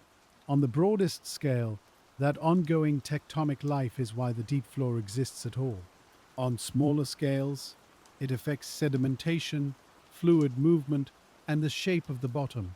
You begin to notice subtle irregularities that feel less biological and more geological. A faint lineament runs across the mud, too straight and persistent to be only the work of animals. It may mark a buried structure beneath the recent sediment, or a slight change in deposition where currents sort particles differently along an old contour. Nearby, the mud changes tone again, lighter here, darker there, perhaps because one patch has more recent organic material, another more mineral grain. These details are small, but in a place this quiet, they matter. A basin floor need not be dramatic to reveal that it remains geologically alive beneath the settling layers. There are places in Baikal where hydrothermal activity has been detected, where warm fluids emerge from below, carrying dissolved minerals and altering local chemistry. Compared with seafloor vents in the ocean, such freshwater hydrothermal influence is gentler and less visually extravagant. Still, it matters. Heat, moving up through sediment, can change microbial communities. It can alter how certain compounds precipitate or dissolve. It can create small habitats unlike the surrounding mud. You do not arrive at one of those sites now. The basin remains understated, but the knowledge of that hidden influence changes the way you look at the floor. This ancient cold lake is not cold because nothing happens. It is cold while many things continue to happen, slowly, below perception. That recognition deepens the landscape. The sediment is no longer only what falls from above, it is also what responds to what stirs below. A long pause passes, in which almost nothing near you moves except the descending particles. It would be easy, in such a pause, to think the lake has become empty. Then a pale form rises out of the mud itself, or seems to. It is only another amphipod leaving a shallow resting hollow, but the effect is enough to remind you that part of the benthic world is hidden even when you are looking directly at it. Bodies bury partially, tracks blend into grain, resting fish become topography. At the bottom, visibility is not only limited by darkness, it is limited by excellent camouflage and by the habit of stillness.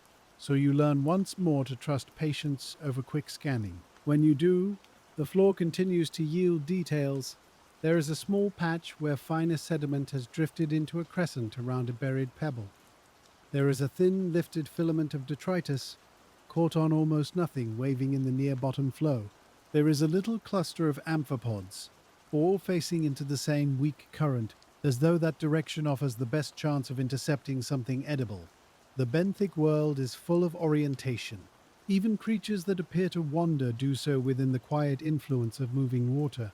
This is why the bottom can seem to breathe. Not because it rises and falls, but because flow continually passes over, through, and slightly within it. Water brings oxygen. Water removes dissolved products. Water redistributes the newest arrivals from above. And because that movement is so gentle, the floor remains soft instead of scoured. A deep lake must strike a balance. Too little movement, and the bottom risks stagnation. Too much, and the fine record of settling matter would be swept away. Baikal, across much of its deep floor, holds that balance well enough for both archive and ecosystem to persist together. You glide onward over sediment that has been falling, settling, and being reworked for longer than any shoreline memory can hold. The idea would be overwhelming in a brighter place. Down here, it feels calming. The lake is not hurried by the ages it contains. It simply keeps them. Each year leaves a trace. Each trace is softened by the next. Climate shifts above. Forests expand and contract in the watershed. Ice cover changes over centuries. Dust from distant drylands arrives in tiny amounts. Volcanic ash, carried from far-off eruptions, may settle into the record. The productivity of the lake itself rises and falls with changing conditions. All of that can, in some form, reach the basin floor. The mud beneath you is a long listening surface. That long listening surface also supports immediate life. A small invertebrate, almost certainly a worm, threads between grains and disappears into a place no eye could follow. Bacteria in the upper sediment metabolize the remains of plankton that once floated in brighter water. An amphipod grazes where the bacterial film is thickest. A sculpin waits for the amphipod. No part of the archive is entirely separate from the food web. Burial begins only after the living surface has taken what it can. That is why deep sediments are both history and metabolism at once. The farther you go, the more the plain seems to absorb sound, though there was little to begin with. Even your own movement through the water feels mentally quieter now. This section of the descent asks for less interpretation. You do not need to identify every animal. You do not need to resolve every feature.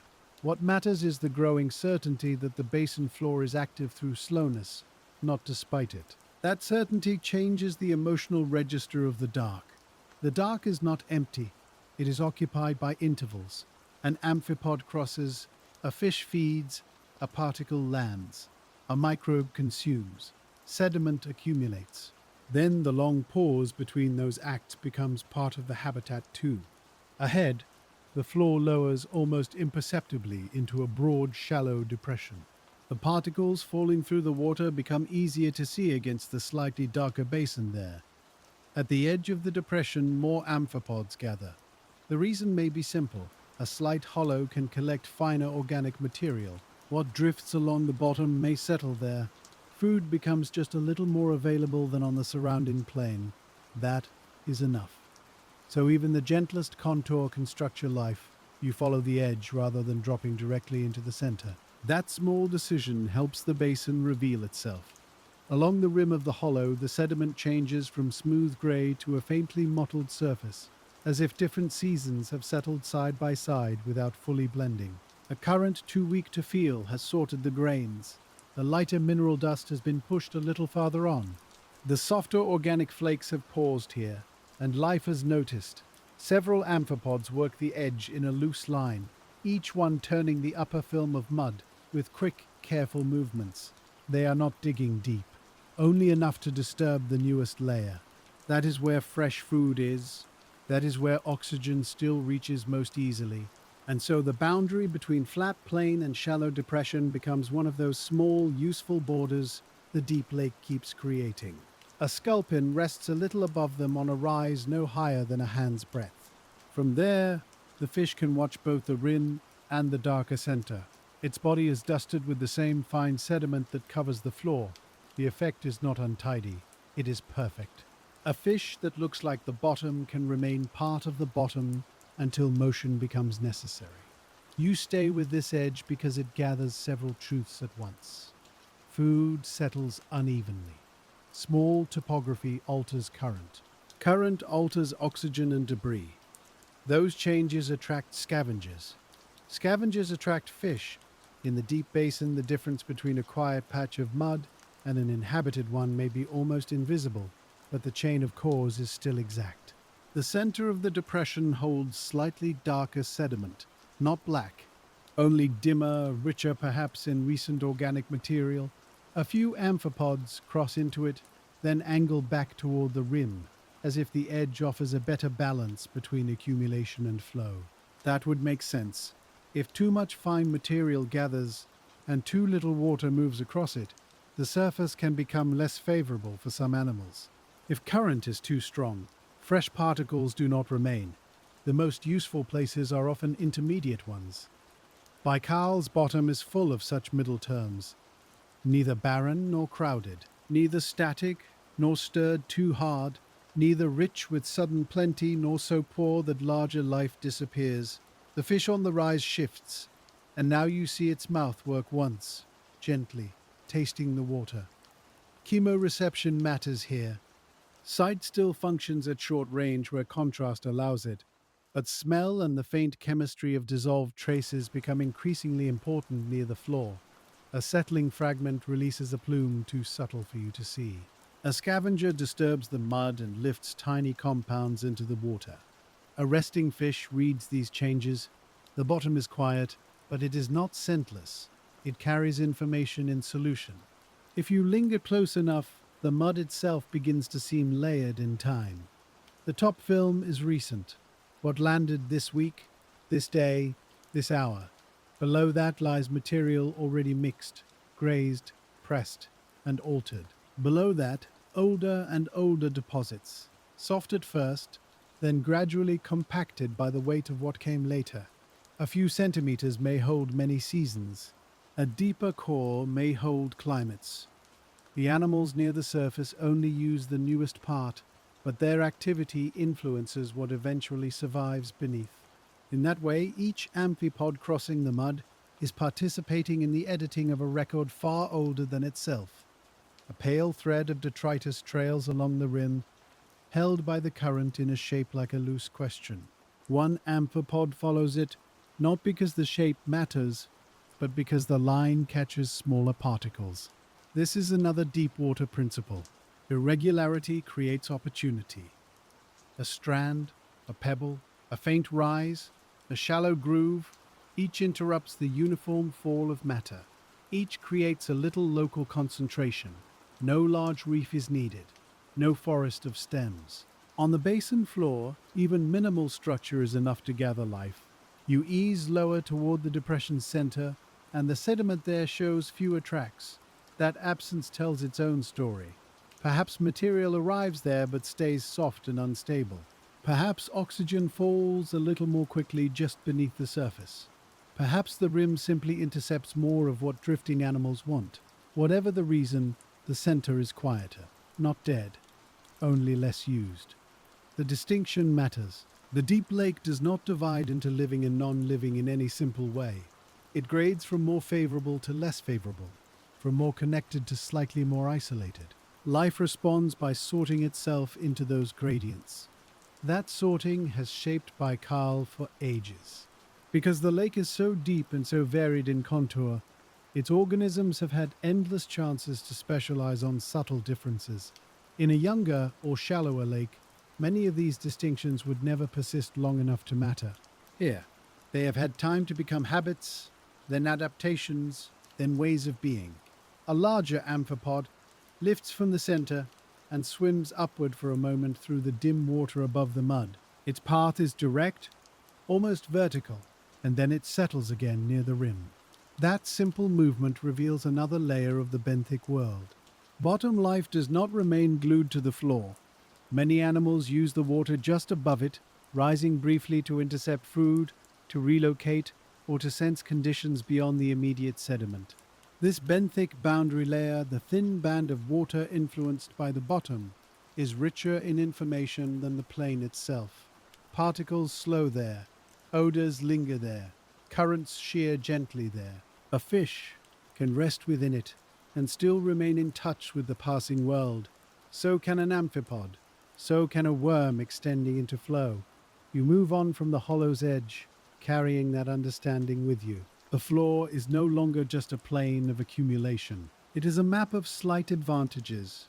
A patch a little firmer, a hollow a little richer, a ridge a little better ventilated, a film a little more edible. The farther you go, the more the basin seems built from these barely visible distinctions. And yet, above all those local differences, hangs the same wider truth. None of this would be possible without the lake's constant renewal of deep water. Oxygen remains the great quiet gift. It does not announce itself, it simply allows everything else to continue. The very existence of fish on the floor, of active amphipods, of microbial processing at the sediment surface, all depend on that hidden supply. In another deep basin, without renewal, the sediment might still gather. Microbes would still work, but the upper layer of the floor would lose much of this complexity. Baikal's depth would become a chemical endpoint. Instead, it remains a living one. That difference is the reason the descent still feels inhabited, even this far below the fading shore. Farther ahead, the sediment is interrupted by scattered firmer pieces. Not a true rocky field, just occasional embedded fragments protruding through the mud. Perhaps they are coarse clasts dropped long ago from slope failure. Perhaps they are exposed portions of older deposits, more resistant than the surrounding fine sediment. Their origin matters less in this moment than their effect. Each exposed surface provides attachment in a landscape dominated by softness. At once, the life around them changes. Tiny pale invertebrates cluster near their bases. One small fish has chosen the lee side of a stone no larger than a loaf of bread. A bacterial sheen darkens the side facing the weak current. Here again, geology and biology meet in miniature. A hard object interrupts flow. Flow alters deposition. Deposition alters food. Food alters presence. You pass one such stone where a line of amphipods has formed along its downstream side. They are harvesting what the current has allowed to settle there. The arrangement is so orderly it almost looks deliberate, but it is only physical law translated into living behavior. The lake shapes the floor shapes the food shapes the gathering.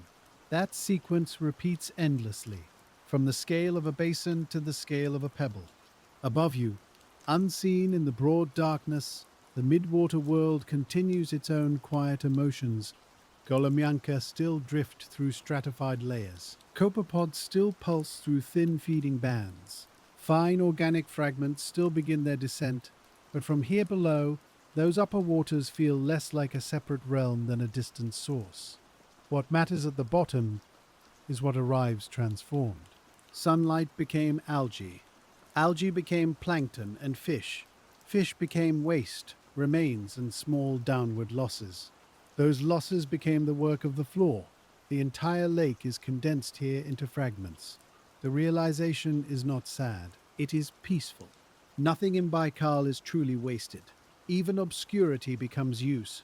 A shallow line crosses the sediment ahead, narrow and continuous for several body lengths. An animal trail. Perhaps an amphipod larger than the others passed here, searching steadily rather than feeding in place.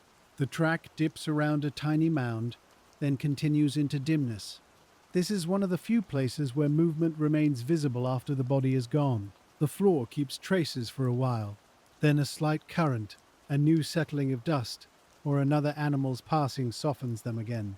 The basin remembers, but only briefly at the surface. Its longer memory lies deeper, where disturbance is buried by fresh layers. That distinction between short and long memory feels central here. The trace on top is immediate life. The preserved layer below is ancient climate. Between them lies the zone where biology edits geology, and geology receives biology. Baikal's bottom is not only where things end, it is where scales of time meet. You approach a place where the sediment rises into a low swell and then thins, revealing firmer subsoil beneath.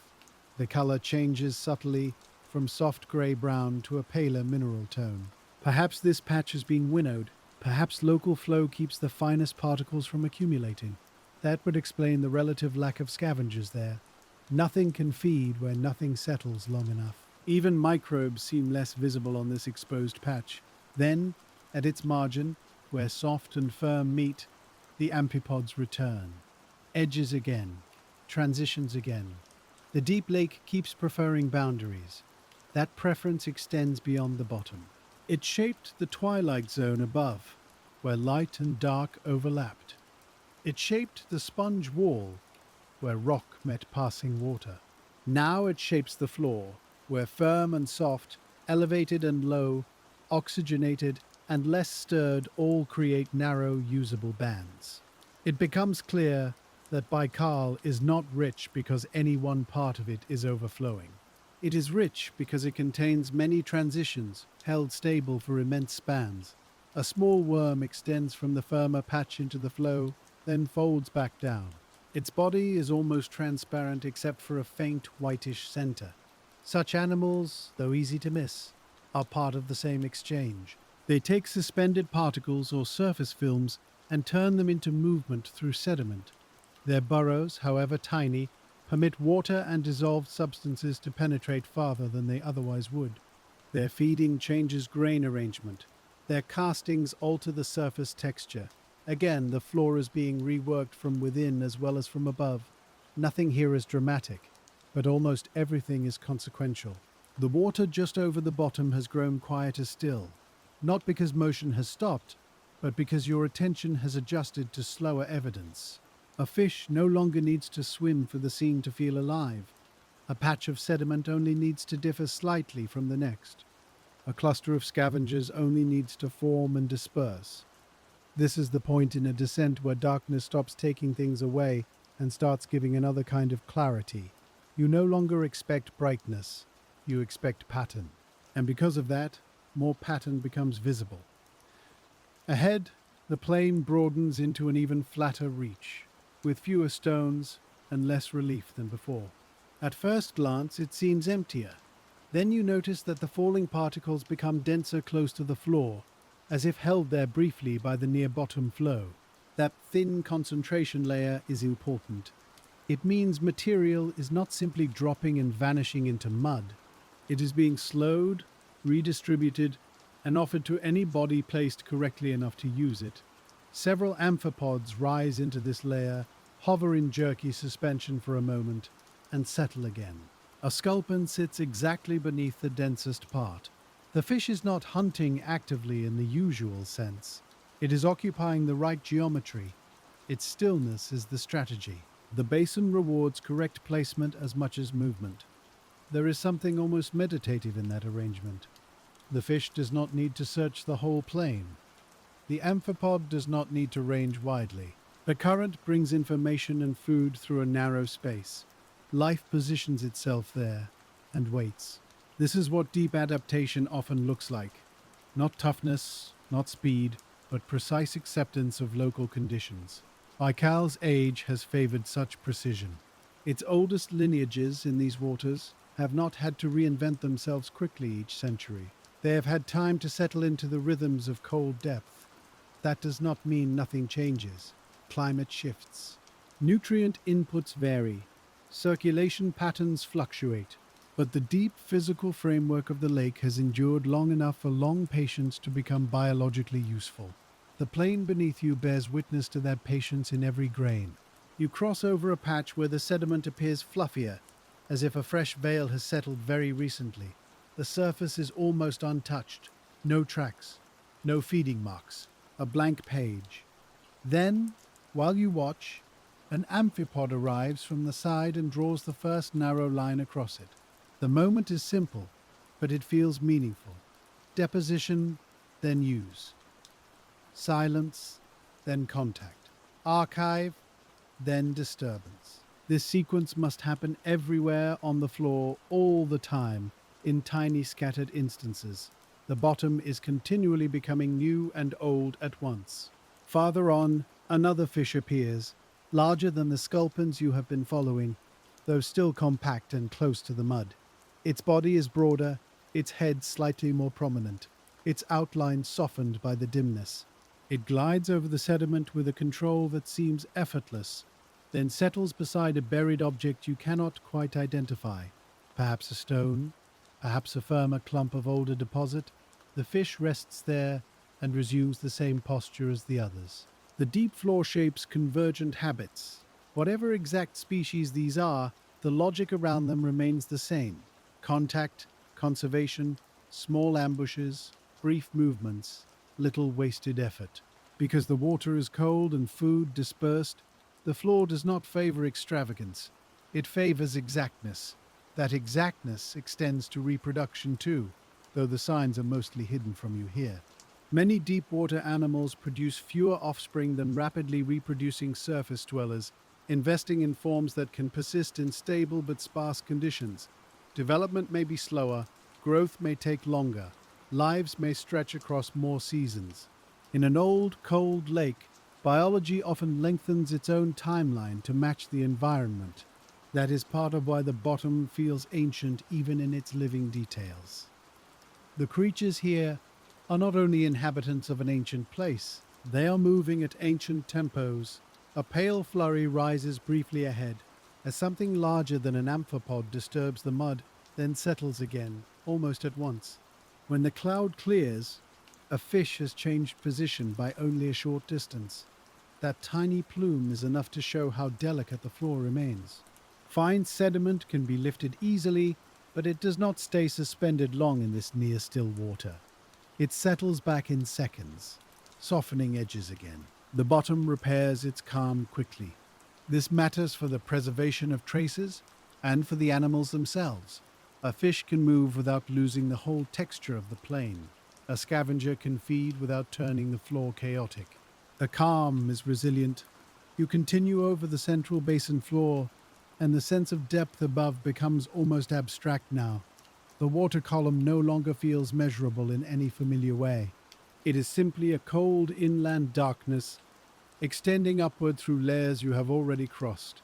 The fading shore, the cold light, the drifting Golomyanka, the sponge wall, the open inner basin. All of those are still there, held above this point like memories arranged in water. But the floor gathers them into one outcome. This is where everything arrives eventually, not all at once. Not completely, but enough to make the plain a summary of the lake. The thought grows stronger as you pass over a region where the sediment is interrupted by tiny whitish nodules or compacted pellets. They may be fecal pellets from invertebrates. They may be small clumps formed as organic material binds grains together. Their exact origin matters less than their implication. The mud is being processed. What lands here does not simply remain as it fell. It is ingested, compacted, repackaged, mixed. Even at the smallest scale, the bottom is not only collecting but transforming. Transformation is the deep lake's hidden motion. Because it happens so slowly, it can seem almost absent, but over long periods, it is immense. An amphipod population can alter broad sediment surfaces by cumulative feeding. Microbial respiration can change redox conditions across a whole basin floor. Seasonal pulses from above can shift benthic activity over weeks and months. Tectonic settling can create accommodation space for all of it. Nothing is hurried. Everything is significant. A faint, darker ribbon appears in the mud ahead, curving gently. At first it seems another animal track, but it is too wide and continuous. Perhaps a flow mark, left where near-bottom current once moved loose surface material into a narrow runnel. If so, even this soft plain remembers the direction of water now and then. Current need not be constant to leave a signature. A brief, stronger event, perhaps tied to basin circulation or seasonal deep renewal, can rearrange the freshest particles. Later, the usual calm returns. The mark remains until fresh settling softens it. Thus, the floor records not just what falls from above, but how the water occasionally moves across it. That relationship between settling and sweeping helps explain why some parts of the plain are richer than others. Too much deposition can smother the most delicate surface structures. Too much sweeping can remove food before scavengers find it. The deepest communities often thrive where supply and disturbance meet in moderation. It is the same lesson the slope taught, and the twilight waters before that. Baikal repeatedly builds life at balances. A small grouping of amphipods faces into the same direction now, clustered around a patch where the sediment is visibly darker. They remain there longer than most of the others you have seen. This suggests not a chance flake, but a more sustained resource. Perhaps a microbial-rich film. Perhaps a decaying fragment larger than the usual dust. Perhaps a local pocket where organic matter tends to gather repeatedly. Their concentration gives the patch importance. Soon a fish arrives and settles a short distance away. It does not charge in. It simply joins the geometry and waits for movement to continue. Predation here is rarely a break in the scene. It is an extension of it. The basin floor allows enough life for these interactions, but not enough excess for drama. Everything remains integrated into the same slow field of use. You drift on, and the plain becomes so broad and regular that direction almost loses meaning. Only the faint descent of particles reassures you that there is still an above and below. The old instinct to look for landmarks softens, There may be none for a while. That, too, is part of the deep floor. In a basin this old and large, flatness can be a real landscape, not emptiness, expanse. The sediment plain has its own grandeur precisely because it refuses spectacle. It is ancient enough to be simple. Simplicity, though, never means sameness for long in a living system. Soon the mud ahead seems textured by a denser scattering of minute openings, tiny pits or pores where worms or other infernal animals have disturbed the surface. They are almost too small to resolve individually, but together they give the floor a stippled quality. This is another sign that the upper sediment is inhabited more deeply than the visible animals alone suggest. Many benthic organisms spend most of their lives below the surface, emerging only partly or not at all. Below that thin punctured skin, the sediment holds another community entirely, one that lives where the water no longer moves freely, and where oxygen fades within a very small depth. Some bacteria use the last traces of dissolved oxygen near the surface grains. Others live farther down, where different chemical pathways take over, and where the remains of life are broken apart more slowly. That vertical layering is one of the quietest structures in the lake. It is measured not in cliffs or ledges, but in millimeters. And yet those millimeters decide what can burrow, what can feed, and what will be preserved. You drift a little lower, close enough now that the tiny openings look less random. Some are paired, some are ringed by faint mounds. Some seem freshly cleared, their edges sharper than the rest of the surrounding mud. These are signs of animals moving below, pushing grains aside, ventilating small tunnels, or lifting processed sediment back to the surface. The reveal is gentle but important. Even where no body is visible, the bottom is being worked from underneath. A long, narrow line appears between the openings, then pauses. For a moment it could be another track, then the line bends. A slender worm extends partway out of the mud, pale as milk glass in the dim water, and tests the passing flow with the front of its body. It does not come fully free. It only reads the boundary above the sediment, gathering what the current offers, before withdrawing again and leaving the surface almost unchanged. That small act explains a great deal. The floor does not wait passively for food to arrive in complete pieces. It harvests the water continuously, at scales too small to notice, unless you are very still. You stay with this finer level of life because the basin is asking for a different kind of descent now. Earlier, each stage downward revealed larger forms by reducing the world around them. Here, deeper still, the opposite begins to happen.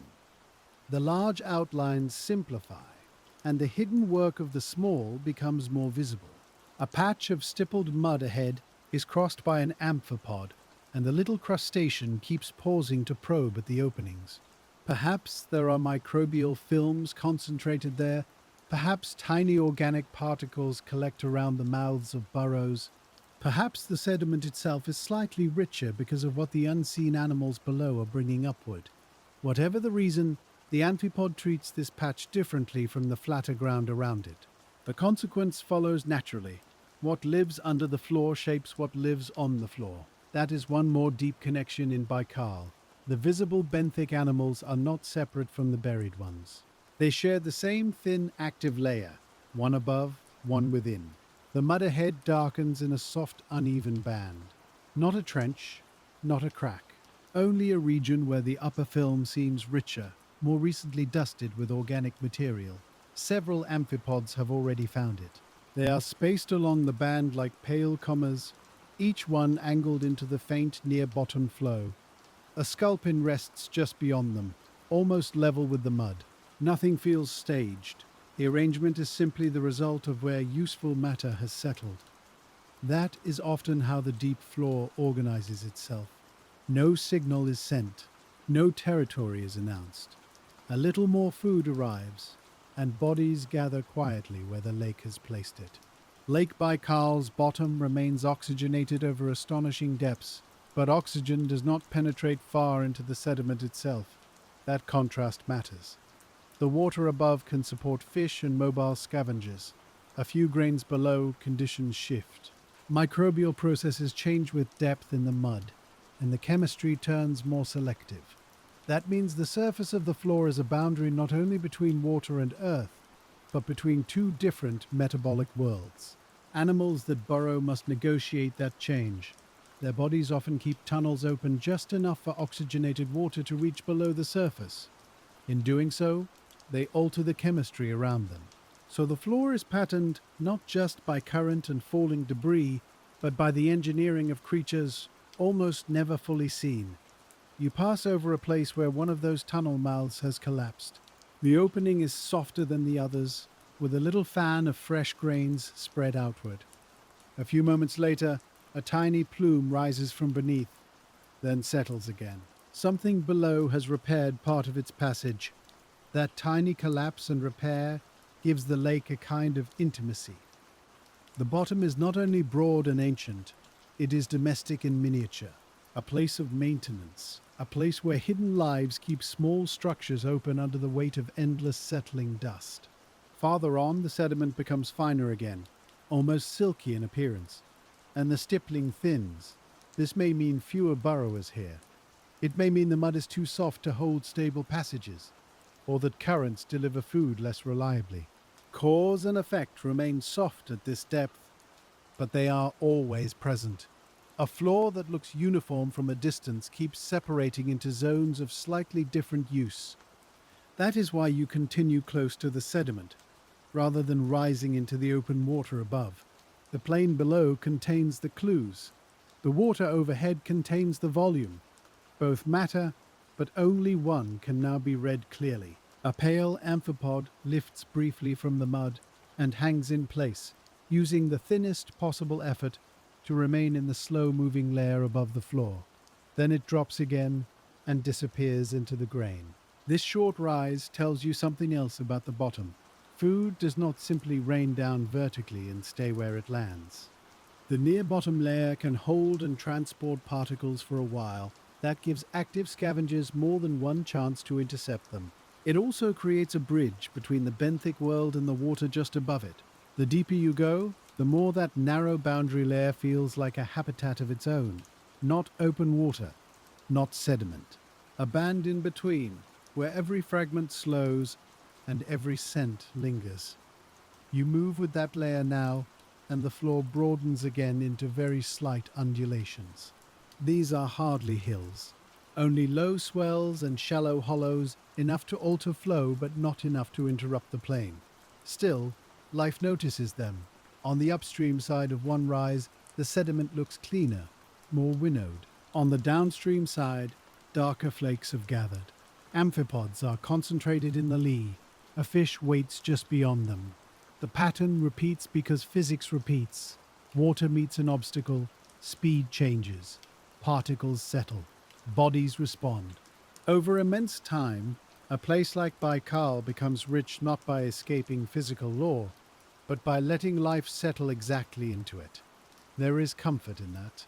Nothing here struggles against the lake's great conditions. Everything belongs by fitting. The basin floor beneath you also carries memory in another form. Not only climate archive below and fresh feeding signs above, but a record of seasonal delivery. In years of stronger productivity near the surface, more organic matter may reach these depths. In years of less, the benthic world receives a thinner inheritance. The animals cannot see those upper changes, but they live by them. A slight increase in food can alter growth rates. It can alter reproduction. It can alter how densely amphipods gather on a patch of mud, or how often fish shift position in search of better flow. Nothing dramatic announces those differences on the deep floor, but they ripple through the community all the same. The lake above speaks downward in slow installments. One patch of sediment ahead bears a denser scatter of tiny pellets, each one no larger than a grain cluster. Processed material, evidence that something has fed here repeatedly. The pellets are firmer than the surrounding fluff, and current has sorted them into a faint crescent. An amphipod works along that crescent, while another moves between the pellets and the smoother mud nearby. This is benthic recycling made visible. What falls from the water is eaten. What is eaten is repackaged. What is repackaged settles again, altered in texture and chemistry. Microbes then continue the process at scales too small for the eye. The consequence is not simply consumption, it is transformation, step after step, until some fraction of the original material is finally buried beyond quick reuse. Baikal's great sediment record is built out of what escapes that chain. Everything else remains in circulation longer.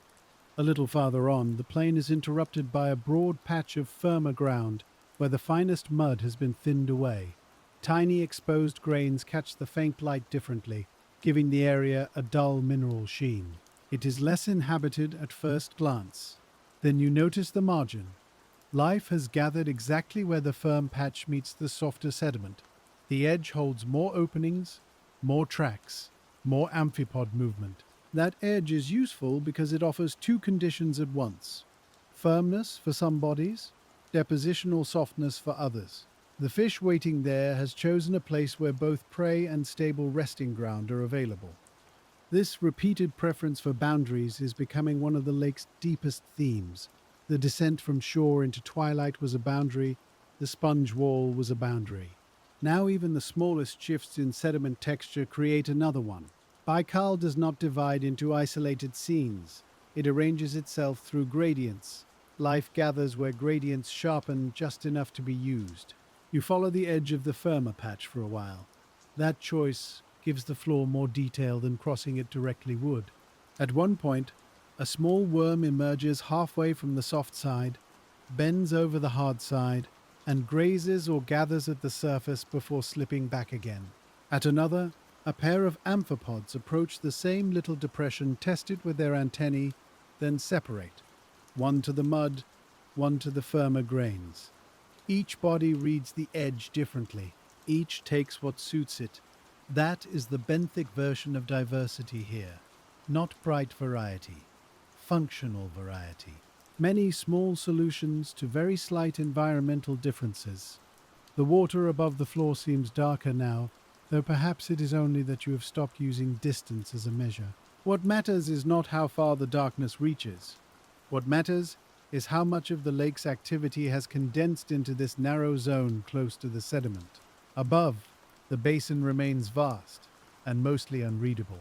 Below, every grain can hold consequence. This compression of meaning is one reason the deepest parts of landscapes often feel peaceful.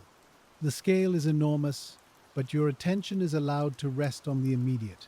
A particle lands, an amphipod turns, a burrow opens, a fish breathes. That is enough. You drift across a faint line where the mud is marked by a series of shallow interruptions, almost like stitching. These are not made by current. They are too regular in spacing, too lightly incised. A small invertebrate has moved here, dipping into the surface as it fed. The body is gone now, but the sequence remains. It gives the floor a sense of continuity that is neither geological nor fully biological. A short-lived script written into the newest layer of sediment. Soon, another fall of particles will soften it. Later still, it will disappear entirely. And yet, for this moment, the basin shows you not only who is present, but what they were doing a little while ago. That is as close to narrative as the deep floor usually comes. A larger fish appears in the dimness above the mud, moving slowly across your path rather than away from it. Its shape is broad-headed and level. Another deep sculpin or a close relative of the benthic forms you have already been following. It does not glide far. It simply changes stations, from one subtle rise to another, from one favorable current line to the next. That movement clarifies the floor once more. The fish is not wandering. It is sampling the landscape of slight differences. A few body lengths can mean cleaner flow over the gills, a richer accumulation of drifting fragments, a better angle on passing amphipods. On a plane that seems almost featureless, those differences are enough to structure a life. When the fish settles, a little cloud of sediment lifts and drifts down again. The cloud is soft and brief. No harsh disturbance remains. This is part of Baikal's lower calm. Movement happens, but the system absorbs it quickly. The mud resettles. The particles rejoin the slow fall. Stillness returns, not because nothing occurred, but because everything here is scaled to recover gently. As you continue, the openings in the mud become more numerous again, and this time some are connected by faint raised ridges. Perhaps these are castings from burrowing worms, perhaps little collapsed tunnels just beneath the surface. Either way, they show that the sediment is not a flat deposit, but a woven top layer of living disturbance. The hidden residents below the surface make the floor more porous to water and more variable to the animals above. That matters for oxygen. In undisturbed mud, oxygen often penetrates only a short distance beneath the sediment water boundary. But when burrows are opened and flushed, oxygenated water can reach deeper pockets. Microbes shift accordingly. Chemical transformations occur in more complex patterns. Organic matter may be broken down differently around those tunnels than in untouched mud. So the small animals beneath the floor enlarge the active zone of the basin. They make the upper sediment less closed than it would otherwise be. This is one reason the deep bottom can remain so biologically intricate without ever looking busy. Its complexity is internal. You move over a patch where the surface has been freshly overturned in tiny arcs. An infaunal animal has recently fed here, lifting grains from below and leaving a looser pattern behind. An amphipod has already arrived to investigate the disturbed patch. Freshly turned sediment may expose microbial films, buried organic particles, or a more edible texture than the packed surface nearby. Again, one form of life creates opportunity for another. That is the consequence of sharing such a narrow, active layer. Nothing remains isolated in its effects. Even a worm beneath the mud becomes part of the foraging map for crustaceans above it, and crustaceans become part of the hunting map for fish. A little farther out, the floor opens into an even more level plain than before. The relief is nearly gone. No exposed stones. No obvious firmer patches, only sediment, fine and continuous, with the long snow of particles crossing it. At first, this seems like the quietest place yet. Then, slowly, life becomes visible through spacing alone. A fish rests here, another farther away, then a small line of amphipods crossing between them, then the tiny openings in the mud, spread almost evenly, like pores in skin. This is the basin at its most reduced, and because it is reduced, the relationships stand out more clearly. Falling matter, surface scavengers, hidden burrowers, waiting fish, microbial processing below all of them. Nothing extra. Only the whole deep system in miniature. The plain begins to feel less like a destination than a condition. You are not arriving at a single place. You are entering the lake's slowest mode, its oldest pace. The farther you drift, the more all earlier stages of the descent seem to have been preparing for this simplification. The shallows taught you clarity. The twilight waters taught you exchange. The wall taught you attachment and filtering. The open basin taught you falling inheritance. The floor now teaches patience in its most complete form. Here, movement is no longer needed to prove life. Persistence is enough. That persistence reaches down into the sediment archive itself. Beneath the first soft centimeters lie many layers no scavenger now disturbs. There, remains of ancient plankton, mineral dust, pollen washed into the lake long ago, and volcanic traces from distant eruptions can be preserved in sequence. The deep floor beneath you is therefore both active habitat and sealed memory. The upper skin lives, the lower body remembers. Baikal's uniqueness lies partly in holding both so well at once. An old climate can rest beneath a present-day amphipod. A record of glacial shifts can lie beneath a fish waiting for modern prey. Depth folds timescales together without hurry. You pass over a subtle darkening of the plain and notice that the particle fall above it is thicker. Perhaps local flow is guiding more debris this way. Perhaps the dark patch is simply a surface more recently enriched. Several amphipods gather there, and one larger individual turns broadside just enough to show faint internal structure through its pale body. It bends over a fragment, works at it, then carries part of it a short distance before stopping again. That little transport matters. Food on the basin floor does not only descend, it is redistributed by the animals themselves. A larger fragment may be torn apart and spread into smaller usable pieces. A scavenger may move a flake into a sheltered depression. What one animal cannot finish, microbes and smaller feeders may take up later. Thus, even after particles land, their journey is not done. The floor has its own circulation. A faint side current becomes visible where loose flakes slide just before settling. You follow that motion with your eye and see that it converges toward a broad, barely perceptible trough, not a deep channel, only a lower lane in the plain, enough to guide lighter material. Such troughs may be shaped by bottom currents, by earlier depositional patterns, or by the long, subtle settling of fine sediments into local lows.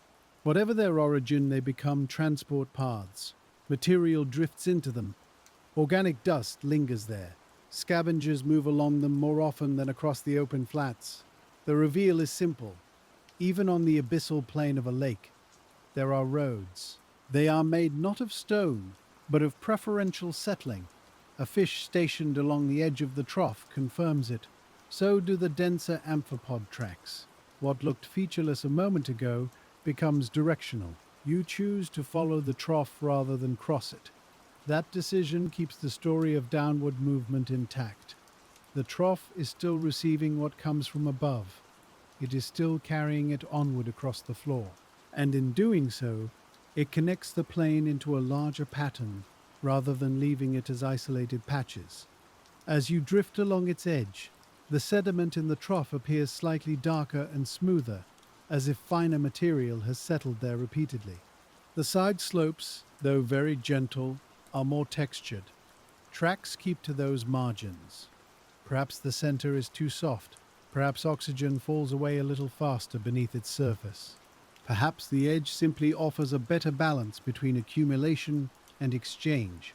The exact reason may vary from place to place, but the consequence remains consistent. The most usable parts of the deep floor often lie not in the center of extremes, but along the margins where conditions meet. Baikal keeps teaching that lesson in every layer. The water above the trough feels even stiller. No wall remains. No upward landmark can be sensed. Only the plain below and the endless cold column above it. Yet the place does not feel empty. It feels held, as if the basin has finally widened enough to receive every falling thing without comment. A sculpin rises from the trough edge and glides ahead of you for a short distance, then settles again. Its body is coated so well in the floor's muted tones that once still, it almost vanishes. That disappearance is not concealment alone. It is a kind of agreement with place. The fish belongs by ceasing to stand apart. That seems true of nearly everything here. The amphipod belongs by matching the timing of falling food. The worm belongs by matching the chemistry of thin oxygenated layers. The microbes belong by matching the slow breakdown of cold organic matter. The sediment belongs by accepting all of them and still continuing to accumulate. The deep floor is not a battlefield of competing forces. It is a long accommodation. Far ahead, the trough broadens and begins to lose its edges. The guidance it offered becomes diffuse. The plain opens again, particles continue to fall, the spacing of fish and scavengers grows wider, the marks in the mud